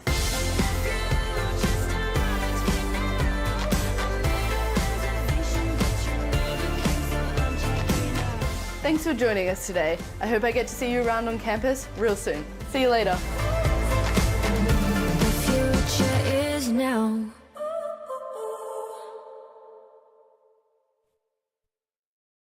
Thank you guys for tuning back into USyd TV. And right now we're going to be talking about accommodation. We have Kawana and Brady with us who both study and live on campus at the University of Sydney in different accommodation settings. Kawana, I'll go to you first. Can you please outline what your student accommodation is like and what have you experienced so far whilst living there? Hi, Danny. Yeah, so I live at the Regiment Student Accommodation, and it is a semi-private, shared accommodation where we have our own private room. We have a tiny little bar fridge, but we have shared bathrooms on each floor, and we have a shared kitchen on the main floor. And it's been really wonderful living on campus. I've got to meet so many people and experience so much socially that is vastly different from living in private accommodation. Thanks for that, Kawana. And Brady, can you please give us some insight as to why you decided to live on site at USyd and why you chose your particular accommodation site too? Yeah, hi Danny, absolutely. So I chose to live on campus at USyd. Firstly, I'm a rural student, so in order for me to come to university, I had to move away from home and come to Sydney to study at university. And the reason I chose to study specifically on student accommodation on campus was a multitude of reasons. Firstly was the convenient location. I think for someone that wasn't as familiar with the Sydney layout of the Sydney city, coming to campus was amazing because everything that you needed was in walking distance. So got the doctors on campus, 5 minutes to any services, so the library, also really close to the shops. So the location was really amazing.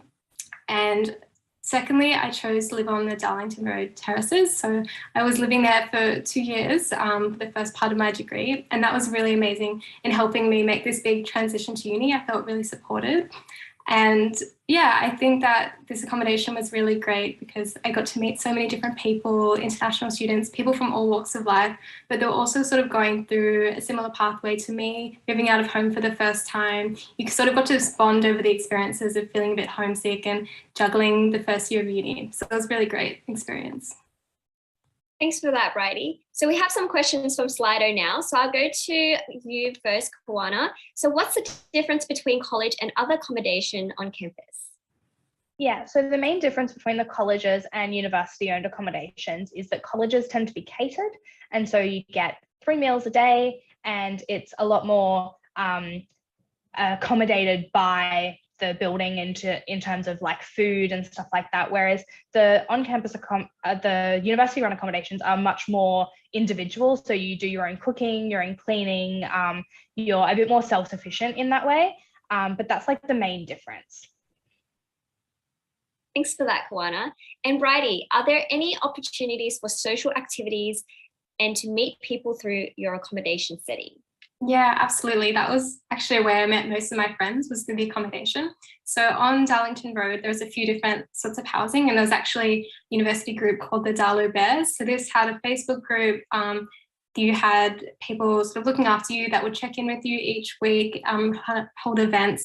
They also ran sort of weekly sporting activities from touch footy through to basketball. So there were lots of different things. Even during exam periods, they would hold little tea time activities where you can get some like tea and bickies and socialise like that with exam stress. So yeah, I actually met most of my friends through the accommodation, just because I feel like the university, knowing that maybe you're new to Sydney, I felt really supported. They put a lot of effort into making sure you could meet people and get really comfortable and situated for your first semester.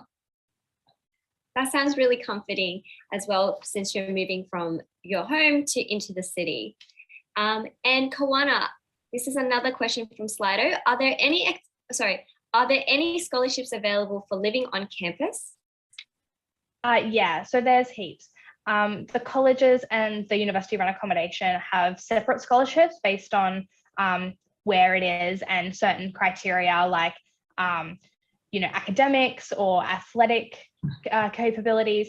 But I was very lucky that I was supported on a almost full scholarship for my first year at Regiment, and so I got that through the Indigenous support team. But there's lots available, and just do your research. You often have to apply to all of those individually though, so just have a good look and hunt for those. Most definitely. And Bridie, the next question is also from Slido. So are there any activity societies for exchange students? For exchange students, yes, there definitely is a society, I believe, for international students, and also, as I said, sort of societies for student accommodation. I don't know as much for exchange students, but I know that I was friends with a lot of exchange students. They were living in similar types of accommodation or in the university Sydney accommodation with students like myself. So they really became integrated into activities through the general residential societies and events that we held each week. Thanks for that, Bridie. Another Slido question for you, Kawana.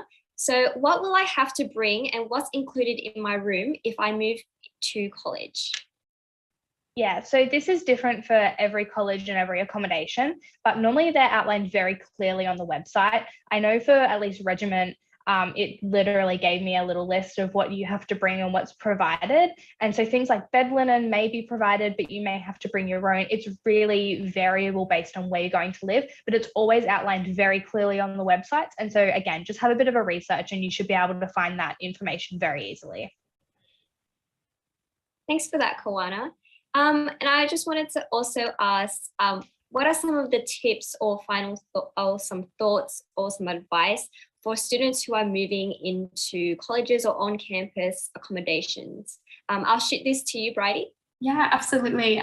It's definitely a bit of a daunting experience, but I would just say make sure you go to every event that your accommodation is running. That's sort of the way you meet people and you start to feel comfortable and settle in the university life.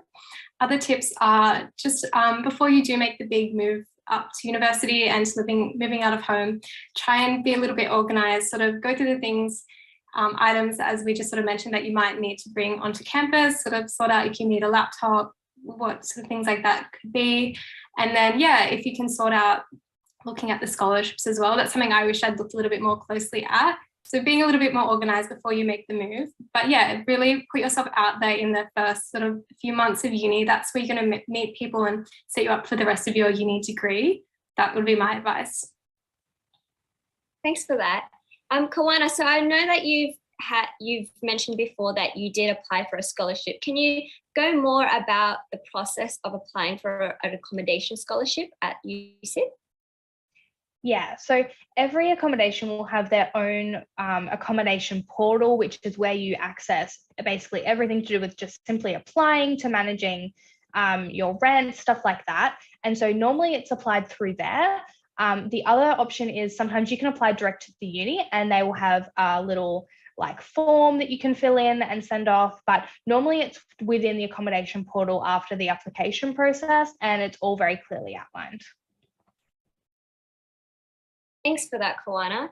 And Bridie, what are some of the major benefits of living on campus for you?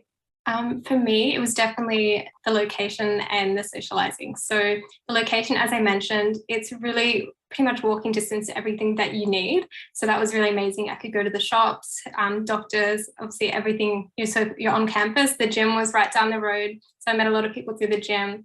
So firstly, location is great for someone that's still trying to get their bearings coming to Sydney. That was really good. And then secondly, is the socializing. So there were so many events on campus every week, and you're in the perfect location, obviously, to access those. So that was really great. It's not too much of an effort to go to an event and to put yourself out there and meet people. And then I guess, yeah, the community. So that's what I would probably emphasize the most, is the sense of community you get on living on campus. You don't know anyone, but that is really built. It's a really sort of a sense of harmony among the students in the residential accommodation. Thanks for that, Bridie. And Kawana, what has been a highlight of living at the university? I would say one of the highlights that I got to have was just meeting some amazing people. I've met some lifelong friends through living at campus, and I just got to do a bunch of really fun stuff that I may have never done otherwise. I got to perform in a intramural contest for like arts, and so I played guitar and I sang. Just the little things that you may not have had the option to participate in otherwise that they offer, I just found really beneficial. And yeah, socializing was just the biggest highlight of my whole university accommodation experience. Thanks for that, Kawana. And just another question from Slido, Bridie. Is it hard to move out of home?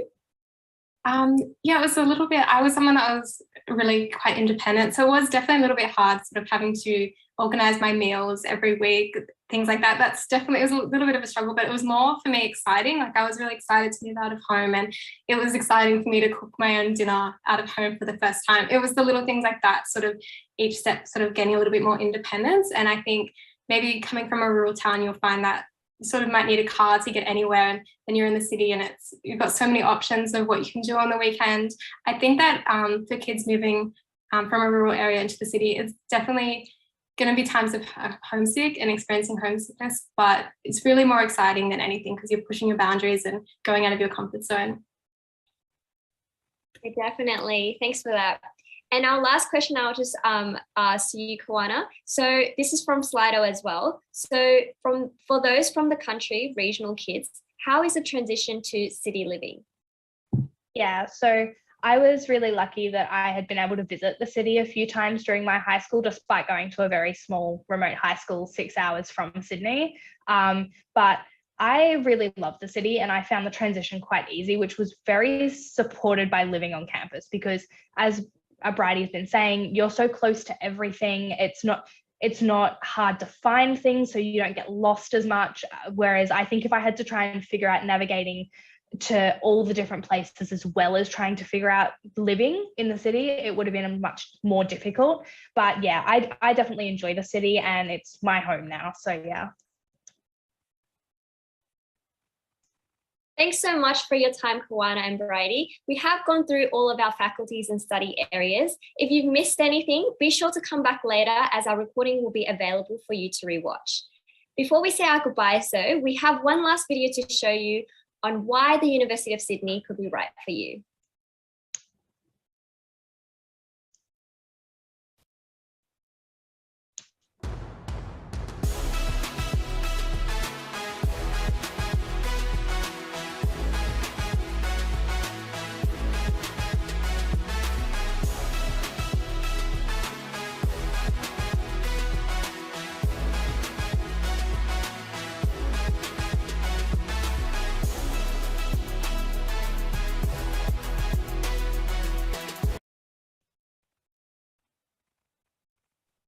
Alrighty, well, we've now come to the end of USyd TV for 2022, and thank you very much for joining us today. I hope we've been able to give you an insight into what it's like to study at the University of Sydney. A few reminders before we leave for the day. You can still book in for sessions to chat with our students or attend webinars online prior to the semester beginning on the 21st of February. So please keep an eye out for those and for any orientation events that you might like to participate in. And you can find all this information on our website in the section dedicated to prospective student events. Finally, if you have any burning questions that we haven't answered here, me and Ailey will be jumping onto Zoom onto the Zoom lounge, which you can find the link on the Info Day website. Thanks so much for tuning in and joining with us. We hope you've had a great time and enjoyed this session with us today, and we'll see you on campus very soon.